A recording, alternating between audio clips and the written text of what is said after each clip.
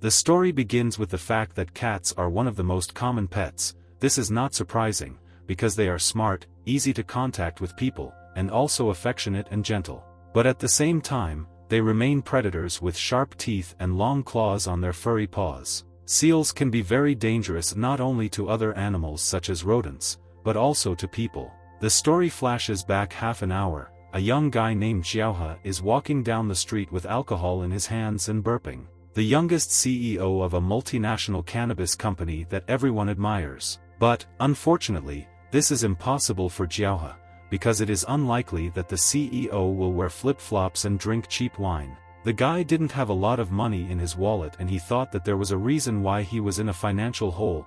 It was that he had become an honorary employee. Simply put, the guy's job is to repair electrical appliances and his motto in life is never to give up. The guy's memories took him back to the nightclub where he spent time after work. In Xiaohe's right hand was the same bottle of cheap wine that he was drinking. A young waitress caught Xiaohe's eye. She was beautiful and had a sweet and gentle voice, even her breasts looked great. The girl handed the client a glass of whiskey and in her gentle voice gently asked him to take it. Her speech was very gentle and friendly. Xiaohe began to drool, looking at the beauty, and realized that it would be nice if he had such a beautiful and young girl. But then the guy's memories and dreams were interrupted. He used his key to open the front door to his home. The guy took off his slippers and discussed with himself the last concert of the Lao Tzu team. He called it the faint singing of the brightest national winds. But then the drunken young man seemed to sober up from what he saw in his hallway. He tried to figure out what he was now seeing in front of him. On the ceiling there was a ball of wool that looked like a cat with its face, but the drunken Xiaohe thought it was a huge rat. Xiaohe turned the bottle over to grab its neck and prepared to drive the animal away. Out of fear, he shouted some threats towards the furry creature and hit it with his bottle of wine. The small ball flew into the mountains of garbage that the guy had in his house right opposite the front door. The guy, seeing this, correctly noticed that his house was a big mess due to the fact that he had not cleaned for a whole week. Xiaohe assessed the amount of rubbish in his home, which was already difficult to walk through. Xiaohe had already decided that he should finally clean up the house, but his thoughts were interrupted by a creature that was flying at his back. The young guy heard the whistle of an animal flying at his back and turned around, hoping to see another rat. The animal was not unarmed and swung its sharp sword right in front of the guy. The guy's bottle of wine was cut into two parts and Xiaohe thought it was a knife. He asked if the rat could have a knife and also suggested that in this case he could be injured.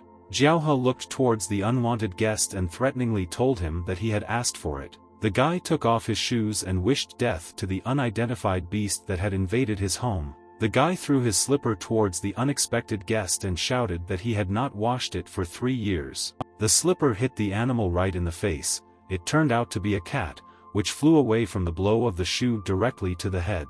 Xiaohe felt confident. He introduced himself and said that he was able to show what he was capable of, and that he had also practiced karate and was not afraid of the cat.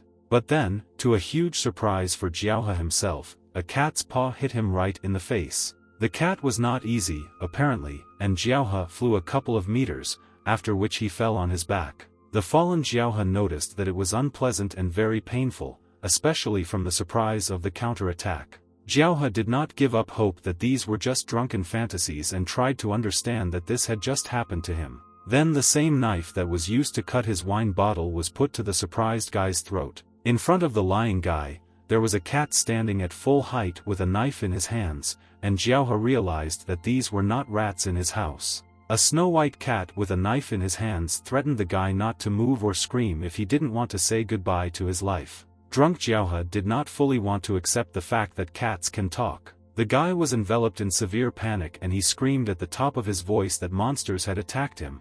This could be heard even on the street.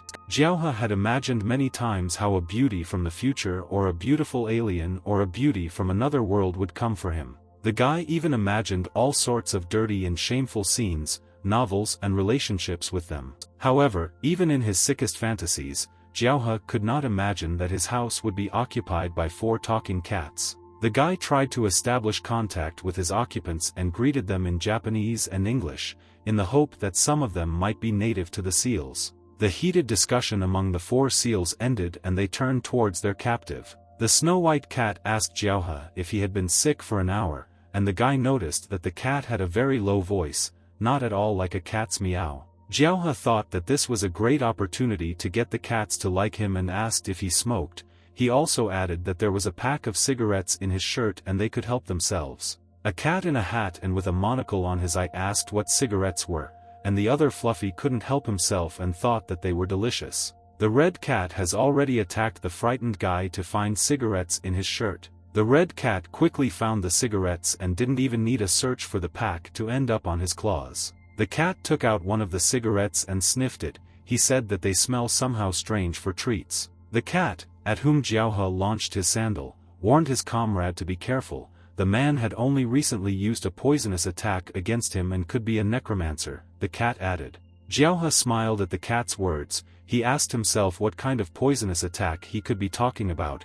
It's just an unwashed sandal for 3 years. The red cat told his friend not to worry, he would try anyway, after which he ate one of the cigarettes. The red cat did not like the taste of tobacco and began to fall to his side from the sharp and unpleasant sensation in his mouth. Foam appeared around the red Fluffy's mouth and he unconsciously lay right next to a pack of stolen cigarettes. Rizik's name was Vadim and the cat with a monocle over his eye asked if everything was okay with him, after which he assumed that it was really poison. He also continued to think that their captive was a necromancer. The cat took a more intimidating pose and demanded an antidote from Jiaohe, calling the guy a vile necromancer. Jiaohe was angry with such words in his direction and he demanded time to explain everything. The guy also said that cigarettes are not poison. Fluffy began to wave his staff and said that since the guy was resisting, he would have to hurt him. A lightning strike swept through the body of the guy who had been conjured by the cat wizard. Jiaohe sat and thought that he could never imagine that he would have to die from the paws of talking cats.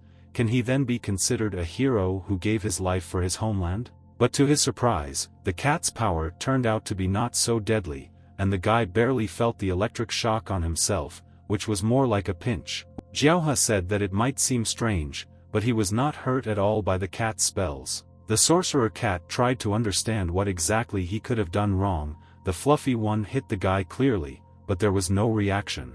The cat in a funny hat said that this was apparently a strong necromancer and he needed a more powerful spell that could harm the prisoner. Jiaohe himself sat no longer fearing for his life. The guy understood that the forces of the cats could not harm him. The cat's paws drew something resembling a star or pentagram in front of his face. The furry sorcerer called his spell Double Dragon Breath, after which strong flames appeared around his paws. The cat turned its paws towards Jiaohe and directed all the streams of flame directly at the sitting guy. But Jiaohe didn't seem to care about the fire. He wasn't hurt at all and said that it didn't even look like pain. The sorcerer said that again there was no effect, and the snow-white cat, who was watching all this, asked the sorcerer not to draw conclusions so quickly. The cat pointed to the clothes and rope that tied the guy and noticed that the sorcerer managed to burn them through. The one-eyed cat said that this was all the conjugation of the spheres and part of the conjugation energy entered his body. The white fluffy replied that then it is not surprising why their attacks do not work. Jiaohe finally untied himself and escaped from the captivity of the cats, after which he said that the fluffies could not harm him. The snow-white cat, realizing that they would not be able to defeat a person, offered to sit down and calmly discuss everything, so as not to harm each other. Jiaohe agreed with the proposal to discuss everything calmly, but first he would teach the seals a lesson in brute force. A couple of minutes later, Jiaohe was already smoking a cigarette scratched by the red cat. Jiaohe exhaled the smoke from his cigarette and continued to look straight in front of his face. The cats were hanging tied to the ceiling. Jiaohe said that now they would definitely be able to calmly discuss everything. Jiaohe sat down in the chair opposite and began a full interrogation. He asked who they were, when they invaded the planet, how many agents they had, when they were preparing a massive attack, and what were they planning. The one-eyed cat swung on a rope and said that they were not here to take over the earth. Jiaohe angrily returned to the cats their own words that they stubbornly did not answer his questions. He also threatened to kill the cats if they did not tell everything. The cat said that they come from the world of Miao-Chi, they are here to save their comrades, and if they don't help, then the end will come for them. Jiaohe thought about what the seals meant when they said that they were from another world and asked to tell us more about Miao-Chi. The world of Miao-Chi is one of many inhabited worlds that now exist outside of Earth. Miao Chi was an ideal place where cats lived together in harmony and happiness, where everything was fine for everyone. However, at one point, due to a failed magical experiment, the climate radically changed for the worse. Meager harvests and endangered nature that swept the world led to unprecedented famine.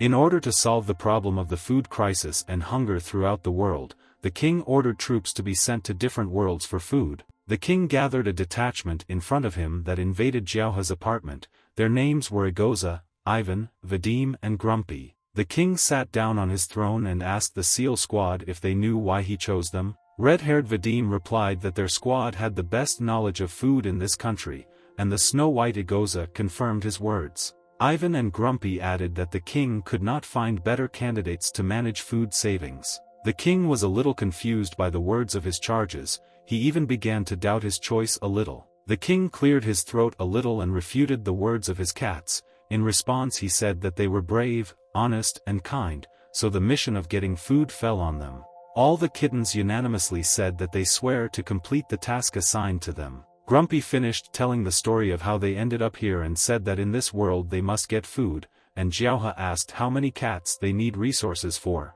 The Grumpy angrily replied that for 3, it was audible in his voice that he considered this a large number. Jiaohe asked again, realizing that providing for 3 cats would not be so difficult. He also assured them that he could handle everything. Jiaohe said that there was a diner nearby, and there would be enough slop and scraps from there for 3 cats. Grumpy added that the guy didn't listen to the end, because they didn't need enough food for 3 cats. Jiaohe interrupted the fluffy one and said that 30 cats is not a big problem and he will also come up with something. Next, Grumpy again refuted the guy's words and said that it's not 30, but he's getting closer and closer. Jiaohe himself already asked how many cats need food. The one-eyed cat answered in a trembling voice that they needed to provide for 300,000 cats. The cigarette fell from Jiaohe's mouth directly onto the floor, next to the chair on which he was sitting. The guy himself fell out of his chair, repeating to himself the number of 300,000. He was very frightened by such a number of cats. Jiaohe imagined being surrounded by 300,000 hungry cats, begging for food and crushing the guy. Jiaohe waved his hand and said that it was better for the cat squad to look for someone else. The guy really sympathizes with the hungry fluffies, but unfortunately he can't help. Egoza objected. She said that Jiaohe had already received power and if he did not help, then the world would be destroyed, and the young man himself would be the first to die. Jiaohe realized that he could not refuse this and thought with sadness and disappointment that 300,000 hungry cats would sit on his neck. The difficult night in which Jiaohe met with the cats had already come to an end and it was beginning to dawn outside. The actions remained in the same place in the Jiaohe house, where the guy was resting after a stormy night. The guy with a hangover woke up to the rays of the sun shining directly into his eyes. Jiaohe tried to put his hand on the bed to make it easier for him to get out of it. The guy had not yet fully woken up and was looking out the sunny window, where it was already getting light and the morning was beginning. Jiaohe noticed that someone was talking outside his window, although it was strange for him so early. 2 sparrows sat opposite the Jiaohe window and discussed what they should eat this morning. One of them drew attention to the eggs that they saw in the window and the other asked why they were so hairy. Jiaohe went to the window to see who was talking there so early, and the sparrows came to the conclusion that the eggs were kiwis. Jiaohe abruptly closed the curtains and realized that he had heard these same 2 sparrows. He did not appreciate their appetite and tastes. The guy began to get dressed and asked himself why he understood the conversations of birds. Does the whole universe really speak Chinese now? Jiaohe began to go down the stairs and called the SEAL squad to find out where they were and asked them to respond as soon as possible. The guy smelled a little smoke that was coming throughout the house and asked himself why does barbecue smell like that? Jiaohe found the room where the smell was coming from and headed towards it, after which he grabbed the doorknob. The guy got seriously angry and asked the SEALs what they had done here and why the fire was burning. The squad of SEALs did not answer the guy, but only turned in his direction, but still continued to cook over the fire. Egoza extended the food towards the guy and offered to treat him. Jiaohe thanked the cat. Jiaohe tried the treats and appreciated that they were not bad at all, although there was not enough salt. Jiaohe finished his piece of meat and asked the cats where they got the wood for the grill, because he doesn't remember having firewood in his house.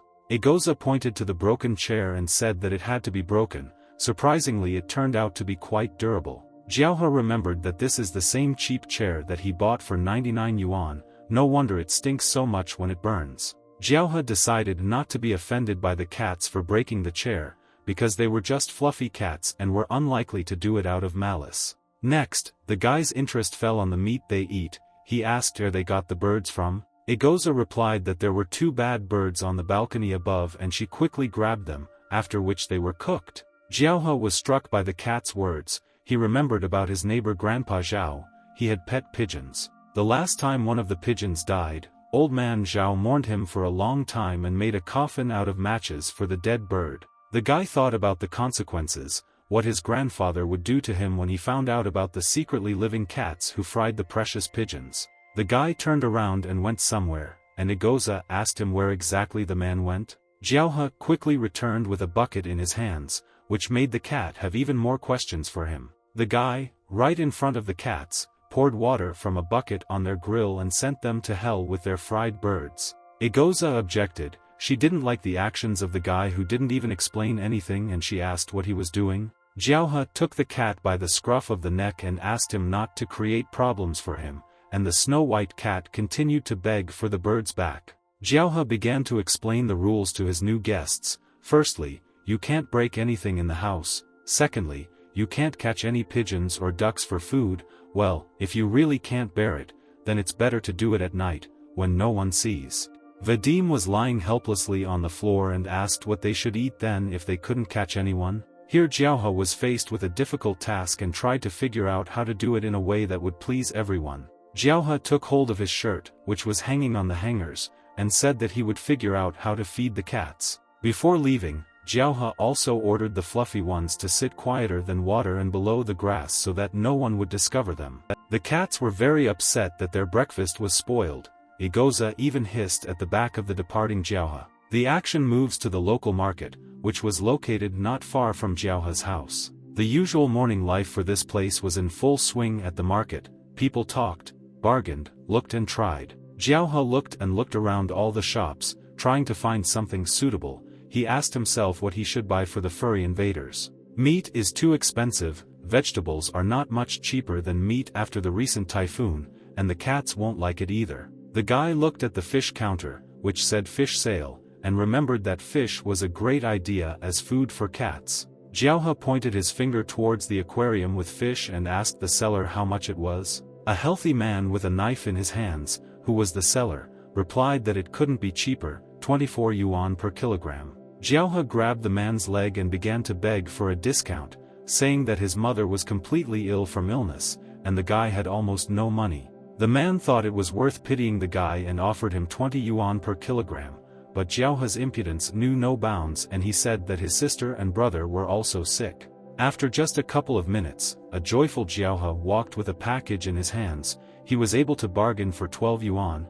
He had a lot of fish and he believed that there would be enough for everyone. The guy heard some sound in the gateway. Someone was saying that tomorrow would be a very difficult day. The guy turned around and found no one. He wondered where the sound came from if there was no one here. But the answer was a little higher. There were 2 cats above the guy's head and Jiaohe realized that they were talking. The cats continued to talk to each other and one said that his kitty gave birth yesterday, for which the second one readily congratulated him. The cat remembered what his children and mother looked like. Their cat family had expanded greatly. The kitten said that the problem is that she gave birth to 8 kittens at once and now it is not easy to get food and he has little understanding of how exactly to feed them. Another cat said that he has problems with another cat. He cannot have a relationship with any cat. Jiaohe noticed that this is what the lack of birth control leads to. Jiaohe found himself thinking that he understood these 2 stray cats. Could this mean that now all the animals speak Chinese? But later the guy abandoned his idea and blamed it all on those 4 cats that broke into his house yesterday. The action moves to the Jiaohe house, where the cats had to hide from other people. But surprisingly, the 2 were sitting on the sofa. Ivan was reading a book, and Egoiza was watching dramas on TV. At that time, Grumpy was training on the sleeping Vadim. The one-eyed cat was doing push-ups on one paw. Jiaohe opened the front door with his feet and called the 4 cats over for a serious conversation. Egoiza and Ivan suddenly jumped up from the sofa and asked Jiaohe what happened. The grumpy man looked up from his exercises and asked if there had been an invasion of demons in the city. Meanwhile, Vadim was simply sleeping and not paying attention to everyone. Grumpy took up his sword and ordered everyone to prepare for a terrible battle. The one-eyed cat spread his false wings and demanded that his comrades kill the creatures. Jiaohe asked his new neighbors what they were doing, and Grumpy, noticing the guy, calmed himself down and added that the young man scared them a lot. Jiaohe suggested forgetting about it and asked the cats why he now understands all the birds, dogs, cats and other creatures. The guy remembered how he was returning from the market and heard all the stupid conversations of the animals among themselves. Ivan explained that this is all normal. If a guy understands the language of animals, then it's all because of something. Jiaohe asked why, because he couldn't hear what exactly the cat said. Ivan repeated his words, but still it was impossible for the guy to hear why exactly he has such an ability. Jiaohe offered to score if Ivan couldn't explain anything properly, and Grumpy tried to drive the guy away. Jiaohe also told the cats that he had bought a lot of fish at the market today and would now cook it. Even Vadim woke up from such news and the cats began to look at Jiaohe with drooling mouths. The guy began to cut and cook the fish, and the hungry seals stood nearby and asked him to do everything as quickly as possible. Finally the guy finished with his fish soup and put it on the table, saying it's ready. The cats fell to their knees. They said with tears in their eyes that the dish had a simply divine smell. Jiaohe decided to flatter himself a little and noticed that their elder brother could not cook anything tasteless. Jiaohe also said that he had a bottle of vodka left over from yesterday, and it would be just the right thing to go with his soup. They just like a glass for getting to know each other. The guy said that good fish and good booze always went well together, but then he was distracted by a loud ringing. Jiaohe thought about what kind of sound this could be and is it really true that no one came to him? The guy turned towards the table where his soup stood and saw that the plate was already completely empty and there was nothing left except the skeleton of the fish. The cats were already lying on their backs and praising the guy's dish, although they noted that it was very little and they would like more. The guy looked at the cats in surprise and wondered how they ate everything so quickly. He didn't even have time to touch the food. Vadim grabbed the plate and said that he wanted more, and Jiaohe tried to stop him so that the cat would not eat the plate. Vadim told the guy not to dare take food away from him, and Jiaohe explained that this was a plate and it was inedible. A piece of the plate broke off and remained in the mouth of red-haired Vadim, and the skeleton of the fish flew to the side. Vadim grabbed the fish bones and said that he would finish them too, without giving Jiaohe a single gram. Jiaohe stood with a broken plate in his hands and thought that 300,000 is an absolutely impossible number if they all eat like these four. From the TV came words about cats. The announcer asked whether people love cats and their soft paws. The girl from TV gave an excuse to participate in the competition, which is what got Jiaohe interested. The girl continued, saying that the fourth pet competition will take place on the 6th of this month. Registration is free, and a huge prize awaits the winners. Next, the girl indicated the address and phone number for registration to participate in the competition. The girl continued to encourage pet owners to participate in the competition as quickly as possible. A real plan appeared in Jiaohe's mind to make his cats benefit him. The guy decided for himself that he could benefit from this competition and new pets. Jiaohe was already thinking of a plan to make the most of the fact that he could communicate with his cats. The young guy's plan made him laugh so hard that he couldn't help it, even in the presence of his cats. Jiaohe's hysterical laughter was already noticed by his cats. Vadim called it strange, and Egoza said that the guy now looks like a villain. The snow-white cat asked the guy to stop laughing so much, because it scared Egoza and her friends. Jiaohe turned towards Egoza and said that the seals don't understand anything. He finally figured out how they could get a lot of food for their mission. The SEAL team was intrigued by the guy's words and started asking him how exactly they could get a bunch of food. The guy's hand rested on the TV, pointing to the cats, after which he added that they would have to take part in this. The guy was full of enthusiasm and said that all you need to do is register in the competition, and then win its main prize without any problems. Ivan was a little confused by this idea. He called it good, but he has one question that confuses him. The team of cats unanimously, looking with surprised cat eyes straight at the guy, asked what a pet is. Jiaohe seemed stunned by this question. He tried to find the right words so as not to offend the cats. The guy tried to explain that these are animals that the owner holds in his arms, strokes, feeds, gives treats and takes care of him. Egoza was angered by the guy's words. She made it clear with her screams that they didn't want to pretend to be lazy house cats in order to participate in a stupid competition. Jiaohe rightly pointed out to the cats that they are already lazy gluttons, so they shouldn't pretend to be who they are at all. Vadim also didn't like the idea and said that they all have self-esteem, and he also told the guy not to dare insult them. Further, the red-haired glutton said that even if he were dying of hunger, he would rather jump out of the window, but he would never participate in this competition.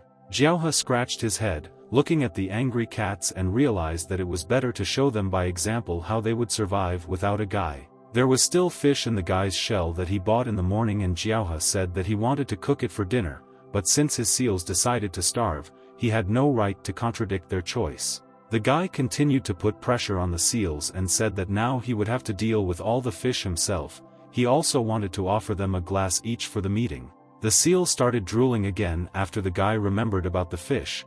They were very hungry and wanted to eat more. Vadim was already writing down the address for registration. Egoza remembered the phone number, and Ivan was urging the guy to register faster. Jiaohe realized that his plan of bribing the seals with fish worked, and now he can make good money. Jiaohe stood in the corner of the kitchen and asked the cats if they really thought they could resist him. The guy went on to say that now the fluffies should decide which of them will participate in the competition with him. To great surprise, all the cats raised their paws, and Egoza said that they would all go. Even proud Vadim, who threatened to jump through the window, raised his paw. Jiaohe rolled his eyes and disappointed the cats, saying that it would not be possible to take them all. Jiaohe said that only one cat would fit into his backpack, and just like that, all the other furry cats would not be allowed on the bus. Fidget was not afraid of such difficulties, and she said that they would simply disguise themselves. Grumpy agreed with the cat's words and added that they should all go together. Jiaohe said that it wouldn't work out that way. With fur like that of cats, no one would let them on the bus without a backpack. Ivan said that in this case they would be without wool. Jiaohe thought about how they could be without wool. Jiaohe imagined a bald Grumpy and thought that cats without hair would look like sphinxes. Vadim asked his cats why Jiaohe froze in his tracks, and Ivan said that it didn't matter and suggested changing clothes. Jiaohe heard the word change clothes, which surprised him and even scared him a little, and the seals were already leaving at that moment. Jiaohe asked himself what kind of clothes cats could wear. Since they walk around naked all the time, he wondered what the fluffies would do now. There was a blue mark on Vadim's paw. The cat activated it, saying transformation, and the room was enveloped in blue smoke. Jiaohe stood among the blue smoke and tried to see what the cats were doing now and how exactly they would change clothes. Through the blue smoke, a man's chest could be seen, which Jiaohe could not immediately notice. Human faces could already be seen, also making their way through the shackles of blue smoke in the room. But the most noticeable thing was Vadim's stomach, which was best visible through the smoke. Suddenly, to Jiaohe's great surprise, the cats did not take off their fur, but turned into people. Then they began to evaluate the outfits they took from the guy. Seeing how the animals finally turned into people, Jiaohe began to shout loudly, expressing his displeasure. The guy looked at the human forms of Grumpy, Vadim and Ivan and asked who they were and where did his cats go. The guys asked the guy how he could not recognize them and introduced themselves again, each in turn. Jiaohe's anger seemed to know no bounds. This was not what he expected when the seals went to change clothes. What angered the guy most of all was that the seals didn't tell about this earlier, and he expressed his outrage to them about it. Then Egoza appeared behind Jiaohe in human form, wearing his t-shirt and saying that she was great. Jiaohe was outraged by the girl's dissatisfaction and jokingly told her that if she didn't like her, then Egoza could take him off. The cat girl also held the guy's underwear in her hands, which Vadim gave her, and said that it smelled very strong. Egoza bitchily blamed Jiaohe for everything and added that now she understands why he doesn't have a girlfriend. Jiaohe continued to simply look admiringly at the girl, who looked beautiful in his eyes, and Grumpy and Vadim did not understand the guy's interest in Egoza and suggested that he really liked cats. Egoza herself did not like the guy's excessive attention to her human image, although he was really good. The girl got angry and prepared her fist, hit Jiaohe in the face and asked him to stop staring at her. Jiaohe held his bleeding nose and told Egoza that he was not looking at her on purpose. The guy made a logical conclusion and pointed out to the cats that they not only know how to talk to him, but also turn into people. Grumpy felt proud and said that they were really cool and could do a lot. Vadim agreed with him. But Xiaohe still had one more question for his new friends, which concerned their reincarnation into people. The guy pointed to the heads of each of them and Ivan replied that these were ears. They were still cats, although they had been reincarnated as humans. The guy pointed at the backs of the guys and asked what it was then, and Grumpy replied that it was a tail. All cats should have ears and a tail. Xiaohe was a little shocked by the human appearance of his cats and asked them where they saw people with tails and ears. But a plan has matured in the boy's head. You can cover your ears with hats and caps, and hide your tail in your pants and no one will even pay attention to it. The guy handed Vadim his new clothes and said that these were his father's things and they would look great on him. After plump Vadim, Xiaohe handed the clothes with a baseball cap to Ivan and explained that with its help he could cover his ears. Next, Xiaohe began to dress Grumpy, but discovered that his ears were not visible anyway. He asked where he hid them. Xiaohe clearly remembered that in his cat form, Grumpy did not have eyes, but he definitely had ears. Grumpy pointed to his head and said that they are there. They are just not visible now because of their hair. Xiaohe thought that this was very convenient and fortunate for him. At least one of the company would not have to be given a cap or hat. But Xiaohe did not forget about Grumpy's other problem. He had a scar instead of one eye, and when the cat turned into a human, this disadvantage did not disappear, so the guy gave him an eye patch so that he would not scare the children.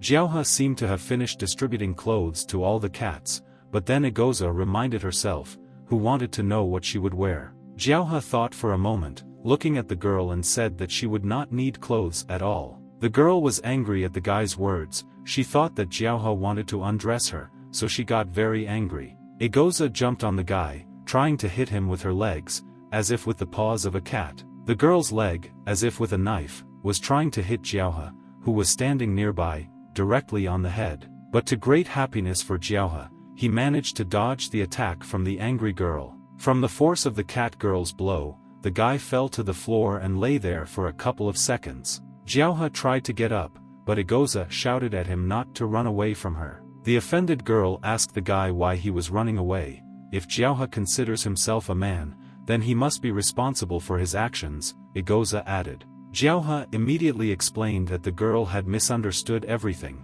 In fact, he meant that she would go to the competition in the form of a cat. Egoza's temper quickly changed and the girl calmed down while Xiaohe tried to move away from her attack. Egoza told the guy that she had misunderstood him, because she thought that he wanted to see her naked. The indignant Xiaohe asked if he looked like a person who liked cats, and Grumpy and Vadim said that he was quite similar, because he looked intently at Egoza and his nose even started bleeding. Xiaohe said that the guys were talking nonsense, and his nose started bleeding because it was just hot, and the guys caught him in a lie. Xiaohe did not make excuses, but simply slammed the door and said that he was going to sign up for the competition, and he also ordered the cats to sit quietly and not do anything. The guy had already arrived at the address that was indicated on the TV and was looking for a suitable ad that could direct him. But then someone got attached to the guy's leg and asked him to wait. Xiaohe stopped and looked at him. This someone turned out to be a yard cat, whom the guy fed all the time. The fluffy one asked for something tasty, as always. The stray cat's name was Hello. He was a local fluffy cat who often begged. Xiaohe knew him well, and if the guys from another world had not come to him, he would most likely have picked up Hello. Xiaohe replied to Hello that not today, but maybe never again, because the guy already had too many problems. Hello began to hiss when he heard the guy's answer and noticed in surprise that Xiaohe now knew how to speak cat. Xiaohe also discovered something new for himself. Now animals also understand him. More and more nuances of his new abilities are being discovered. Xiaohe said that he had only recently learned to talk to cats and that he still lacked practice. Hello praised the guy. Although he was not particularly interested in it, he asked for a cigarette. At first, Xiaohe did not understand what the cat wanted from him and thought that he had heard it, and the cat himself repeated that he was asking for a cigarette. Here the poor area is completely smoked and the cigarette butts burn the fluffy's paws. The guy thought that these days even cats pick up bowls off the floor, but still decided to give the cat a cigarette. The guy was very kind and even lit a cigarette for the cat with his lighter. Privatic took a drag and said that the only thing he needed to be completely happy was beer, because alcohol was his weakness. Jiaohe was a little surprised that the cat was also an alcoholic, and Privatic said that for a couple of bottles of beer he could tell the guy something. Jiaohe did not understand what exactly the stray cat could tell him and asked him about it. The guy with a cigarette in his mouth answered him that the guy should be careful, because he was being watched. Jiaohe was surprised by the news the cat told. He tried to ask who could be following him and why. Privatic continued to smoke and hum, but did not answer the question. It was clear that he was hinting at something. Kotick said that the weather outside is getting hotter and hotter, leading to the fact that he needs to give something in return for information. The cat said that a bottle of cold beer would be a great way to wet his throat and he would tell everything. Jiaohe said he never imagined that a stray cat could be so corrupt. But Jiaohe also thought that if someone was really following him, it might end badly, given that there were 4 alien cats living in his apartment. In the guy's head he imagined a huge robot cat that destroyed everything in its path with lasers from its eyes. Also to help the huge cat were small cats that terrorize people. Jiaohe realized that most likely the information was worth it, because no one should find his mysterious cats. Jiaohe said that he had money for 1 bottle of beer, and then invited the cat to follow him. But Privatic was in no hurry to follow the guy. He put out his cigarette on the asphalt and said that he would finish smoking after drinking. The cat with the extinguished cigarette walked straight, and Jiaohe was surprised at such care on the part of the stray cat. Hello came to the trash can and started knocking on it with his paw, like on the front door. The cat continued to knock on the trash can, but no one responded for a long time. After many attempts on the part of the cat to reach out to the resident of the garbage can, a little mouse came out of it and was unhappy that someone was bothering it. But then the mouse suddenly woke up, seeing a huge hello in front of him. He immediately recognized the cat and called him his big brother. The mouse was very scared and tried to find out how the wind blew the cat towards him. Hello told the mouse to stop talking and asked him to save the cigarette, but for him, the mouse had no other options, so he willingly agreed to help Hello. Before leaving, Hello threatened the mouse that he would do something very bad to him if something unexpected happened to the cigarette, but the mouse said that everything would be safe. Jiaohe understood why there are so many stray cats in this area, but the mice never go anywhere. They are just all in cahoots and help each other. Jiaohe was already leaving the store where he bought drinks for the alcoholic cat. The guy looked greedily at the bottle of beer and thought that with these 3 yuan he could buy a couple of donuts. The cat prudently placed a bowl in front of the guy and pointed with his paw to quickly pour beer into it. Jiaohe thought that a whole bottle would be too much for the cat to pay, so he would keep half for himself. Before Hello's eyes lit up, beer was pouring into his bowl and he was delighted with it. The cat could no longer restrain himself and, licking his lips, imagined how now, on such a hot day, he could cool off with cold beer. But the persistent Hello was stopped by the hand of Jiaohe, who said that the cat would not get his beer so quickly. The guy grabbed the cat by the scruff of the neck and said, but Hello began to protest that the beer would fizzle out and won't be as tasty. Jiaohe told the cat that he must first tell who was watching the guy before drinking beer. Hello was indignant at being let go. Then he told about the strange guy who was walking near the young man's house. The cat began to describe the guy's appearance. He was nondescript, tall and very thin, like a matchstick. Jiaohe understood that this was too vague testimony, because such a description fits many. But Jiaohe thought that there was no point in deceiving the cat, because even such information could help him, so he let Hello have a beer. The cat was enthusiastically licking a bowl of beer, and Jiaohe was thinking that his old friend the cat was drinking beer and smoking, just like his own soul. He also realized that against the background of this stray cat, Igoza sticking houses into dramas no longer looks so strange. Then the guy remembered his main goal. He needed to hurry to register for the competition. The man handed Jiaohe the registration form and told the guy to pay 50 yuan before filling it out. The guy was surprised that he would have to pay for the competition. 3 days later there was a sign in the same place where the fair was supposed to take place. The sign said that the 4th pet competition was being held in this building on the 13th floor. Jiaohe read the sign and a smile appeared on his face because he could now win money.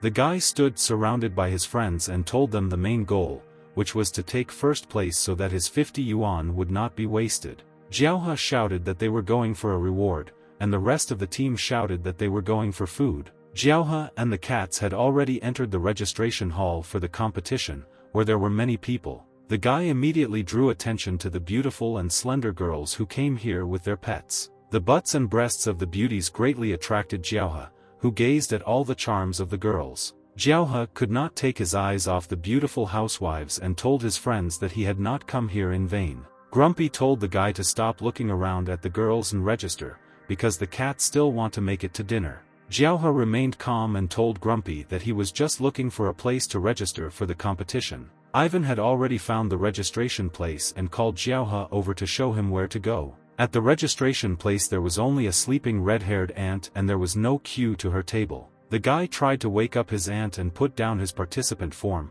saying that he had come to take part. The red-haired aunt did not like that someone disturbed her while she was sleeping, so she reluctantly raised her head. The woman looked unusual, she was big and pumped up. She went on to say that it was impolite to disturb someone while sleeping. Jiaohe and Egoza on his shoulders were frightened by the sight of the woman, especially her big hands frightened their friends. The woman immediately started the conversation with threats that if there were obscene jokes in her direction, she would call security. The guy noticed the inscription on the woman's t-shirt, where it was written that she was a virgin, and then looked closely at the text, which was slightly below her chest.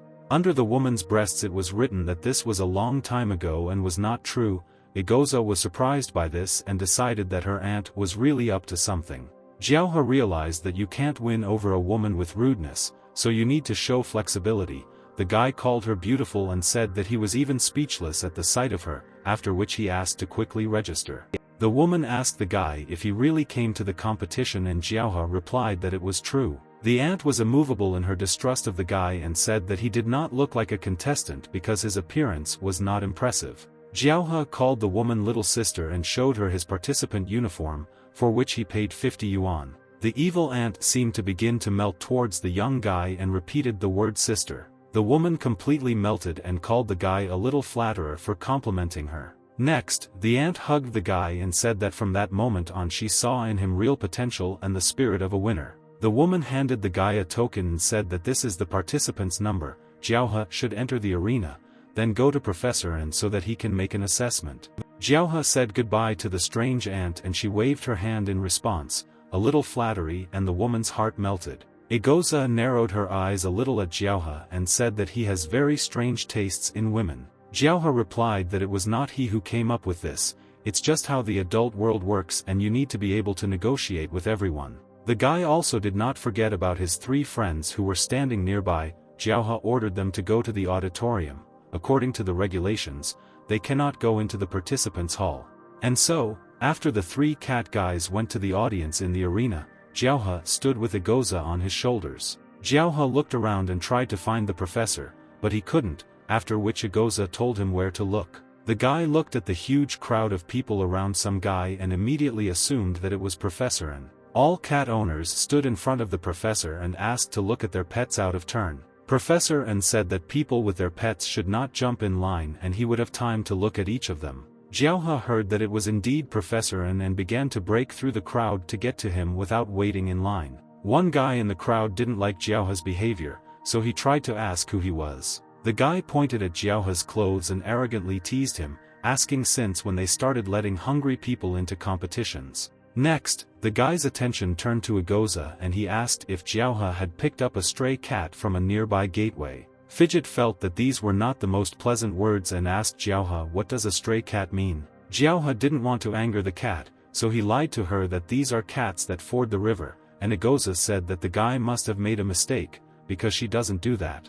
Jiaohe exhaled after he was able to calm his cat, because if he hadn't succeeded, Egoza would have killed this guy. The guy asked Jiaohe if his cat had at least a pedigree. This competition is not for any cheap people, actually. The guy showed his cat and said that it was a purebred British Shorthair Blue that came from the royal family of cats, and Jiaohe was trash with some cheap stuff. Jiaohe told the cocky guy that his patience is not rubber and his cat is not cheap at all. Professor N heard the argument between the guys and asked them not to make noise. If they are so interested in pedigrees, then he will now check and evaluate everything. Jiaohe showed his cat to the professor and asked him to examine it first, to which N agreed. Egoza was not particularly happy that she would now be examined and tried to dissuade Jiaohe from giving her into the hands of this old man. Jiaohe said that now it is a matter of his honor, so the cat must suffer once. In return he will prepare a special fish for her. The professor took a magnifying glass from his shirt pocket to take a closer look at Egoza. The professor began to closely examine Egoza and said that he would now draw conclusions. The cocky boy did not leave behind Jiaohe and asked him to show respect to the professor, who knows everything about cats and cats. The image of the professor for everyone here was at the level of a saint. Everyone dreamed of showing him their pet cat. The guy continued to praise the professor's skills and say that he is the most successful professor and a luminary of the cat world. Everyone present began to agree with the guy and also continued to praise the professor, but Jiaohe did not understand this attitude and why people had a strong interest in the pedigree of cats. The professor looked enthusiastically at the snow-white Egoza and seemed to recognize an expensive breed in it. Jiaohe was interested in this. Professor An, after a short examination, said that Egoza is an Angora cat, but for Jiaohe these words meant nothing. Professor An explained that this is the most purebred Turkish Angora that he has ever seen. There are not 5 cats like Egoza in the whole world. The doctor is very glad that he came today. This news surprised and even outraged the cocky guy, who called Egoza cheap. Jiaohe was also a little surprised that this glutton and lazy person who always watches action movies and dramas turned out to be an elite cat. Jiaohe took Egoza back to him from the hands of the admiring professor. Although the guy himself did not understand what this meant, he was glad that he had not lost face in front of the cocky participant. Jiaohe took Egoza in his arms and said that she was apparently a very rare cat and could be sold at a high price and bought a lot of food for her friends. The fidget did not appreciate the guy's mood and pulled out its claws. Jiaohe saw this and said that he was just joking and asked the cat to hide his claws. Next, the arrogant guy began to show his cat to the professor, but An called him a simple British Shorthair. Jiaohe was also interested in what the professor would say about this guy's cat, and when he heard that it was an ordinary British cat, he began to laugh. Jiaohe himself already spoke out to the guy. He laughed because he called his cat cheap, although she turned out to be of royal blood, and his cat was, at most, a village aristocrat. The guy with the British cat said that Jiaohe fooled him and dressed like that on purpose to make him look that way. Jiaohe replied that the guy put himself in this position and he shouldn't have looked at his cat from above, which is why he has now become a laughing stock. The girls stood behind the guy and discussed his action. They came to the conclusion that it was ugly to assert oneself by calling others names. The boy was seriously boiling and was about to speak out fully about Jiaohe and his cat, but something stopped him. The guy's conflict was stopped by Professor An, who asked them not to chat anymore, but to move on to the competition part. The guy with the British cat said that this is not a competition of pedigrees, but of pets, and in the competitive part he will still show what he is worth. Jiaohe called Egoza and said that they would now show everyone what the real gait of a winner is. Jiaohe also became interested in how it turned out that Egoza was of pure blood, and the cat replied that in her world she was of aristocratic blood. The girl handed Jiaohe a list of competitions, including jumping, an obstacle course and a free program. Jiaohe told the girl that such simple competitions would not be able to fully unleash his cat's potential. Jiaohe asked if there would be a fighting competition or apprehending criminals, maybe jumping through a burning ring, but the girl objected that this was a competition for domestic cats, not service dogs. Egoza called these tasks for kindergarten and said that she would easily complete them, even though it was offensive to her. Jiaohe said that this is no longer so important. For them the main goal remains the main prize and such simple tasks will not bother them, but it is not clear what to do with the free program. Jiaohe asked the cat what she could show at the last free program, since they had not prepared anything. Egoza said that even though they hadn't prepared anything, she had a great idea that would surprise and please everyone. Jiaohe said that after such words he had a bad feeling, but there was no other choice, so the guy asked Egoza not to mess up. The presenter, Little Meow, introduced herself and said that she would be commentating on this pet competition today. Jiaohe stood with Egoza on his shoulders and listened as the presenter greeted all the participants in the cats and kitties competition. On stage, the guy heard everyone from the audience heatedly discussing the participants and their cats. Jiaohe said that he did not expect so many spectators and was even a little worried by their screams. He also noticed the gazes in his direction from the girls in the hall. Jiaohe told the cat that he was wondering if the girls in the hall were discussing him. Unfortunately he couldn't hear it, but her hearing would help him. Egoza resisted for a long time, but when she heard that she would receive a reward for this, she still decided to help the guy and sharpened her hearing. The cat's ears heard the girls laughing at the appearance of Jiaohe, who came to the competition wearing flip-flops. Jiaohe asked what exactly they were discussing, and the cat evasively said that the girls were interested in the guy's choice of clothes, so as not to offend him.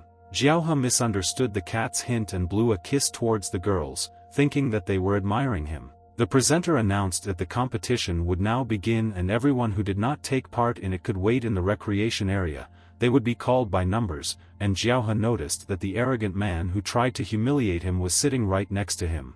The first participant was invited to the stage. It turned out to be the red cat Tom, who humbly stood next to his owner. Here the spectators and participants were shown an obstacle course, which included a sand pit, a bar over water, a wall, a stone labyrinth and a swing. The owner sent her cat and wished him all the best, after which the red Fluffy headed towards the strip. The cat ran very quickly and the presenter appreciated his vigorous start, calling him a candidate for victory. But to the great surprise of the audience, the cat jumped off the stage straight towards the audience. The cat saw fish snacks in the hands of one spectator, after which he immediately headed towards him, not paying attention to the strip and the competition. The owner began shouting to her cat that she had deliberately not fed him for a day so that he would be as light as a feather and win the race, after which she called on him to come back. Jiaohe looked at how the owner was yelling at her cat and said that it was not surprising that he ran for food in the hall if he had not eaten for a whole day. The next participant in the competition was the cat Alice. Her owner condemned the previous participant who brought a hungry cat and told his cat to be in charge here. The presenter appreciated the appearance of the cat. She really looked like a purebred and elite cat, and most importantly well-mannered. Alice did not run along the strip, but stopped next to the sand and began to play while her owner urged the cat to hurry up. Then the cat got into her position and began to push over the hole she had dug in the sand.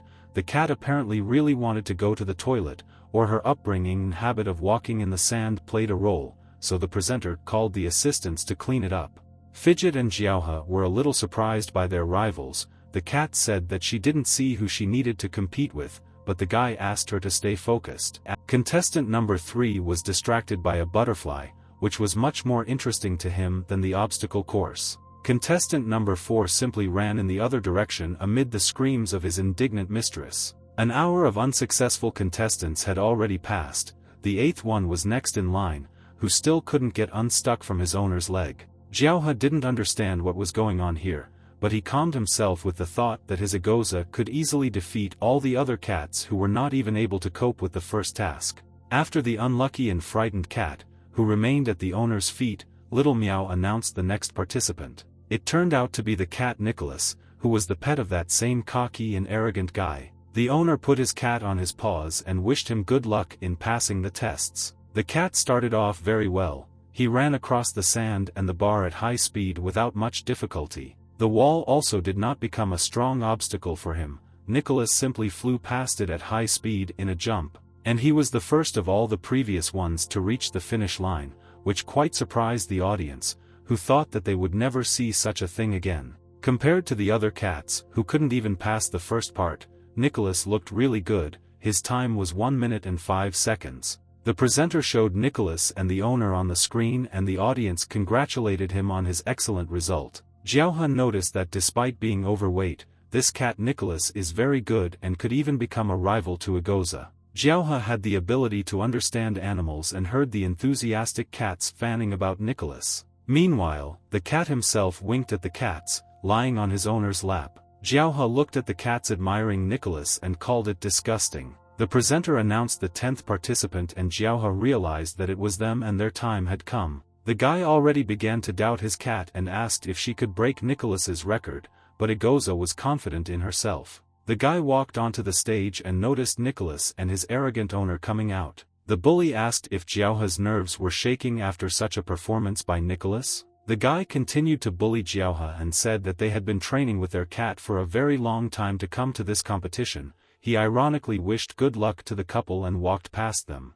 Jiaohe did not pay attention to the words of some bully and simply passed by without responding to his provocations. But the guy did not stop his arrogant attacks. He said that Jiaohe was simply afraid to answer him. But the arrogant owner of the British cat did not finish there. He offered to make a bet to his opponent. If Jiaohe and his Agoza can win at least one competition out of 3, then he will apologize to them, and if not, then Jiaohe will have to apologize to him. Before agreeing or refusing, Jiaohe looked at his cat to see if it was worth it or not. Next, Jiaohe laughed a little, looking at his Agoza on his shoulders. The cat immediately realized that her brother Jiaohe was planning something to further humiliate the arrogant guy. Jiaohe called the guy a cheapskate and said that an apology was too cheap for him. Nicholas's owner asked Jiaohe not to look down on him and asked him to name his bet. Jiaohe said that they didn't need any handicap.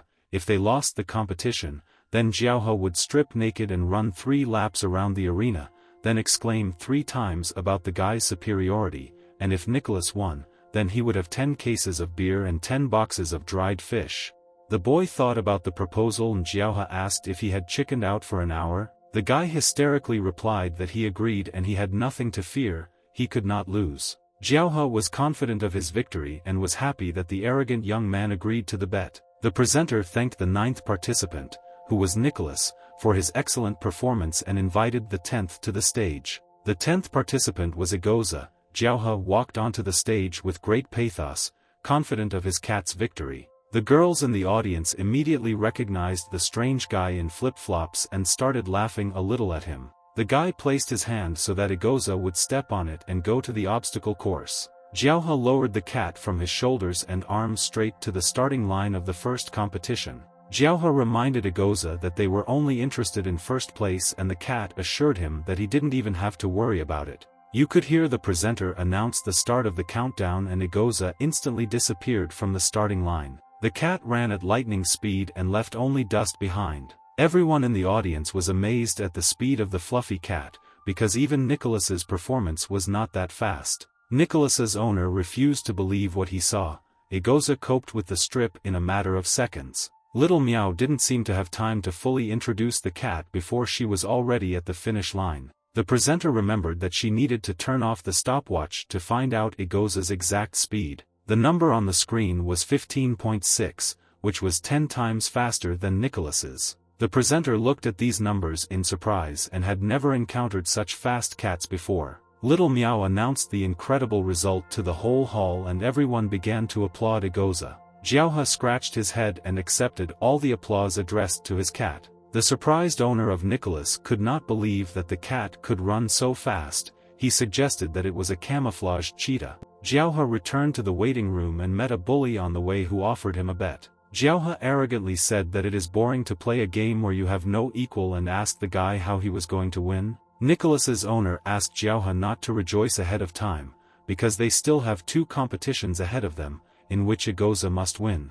Then Nicholas drew attention to the snow-white Agoza, which was on Jiaohe's shoulders. He saw a real beauty in Agoza and his British cat's heart began to beat faster. The British cat offered Agoza to eat dried fish together after the competition, but Agoza was not interested in Nicholas, so she asked him to fuck off and not pester her. Nicholas tried to insist on his own and said that he had dried fish brought from Britain with which he could treat Agoza. But the cat was unshakable in her decision. She sent the British cat again. The British cat said that such a beauty as Agoza should not say such words, in response to which the cat showed him her middle claw. Nicholas was upset by the cat's response and said that such gestures look even worse than words. Nicholas's owner didn't understand what his cat was talking about and thought that he was scaring Agoza, so he praised him for it. But Jiaohe understood what the cats were talking about, so he put his palm to his face after the guy's words. Nicholas's owner warned the guy not to be complacent, because jumping is his cat's element and let Jiaohe not blame him if he loses.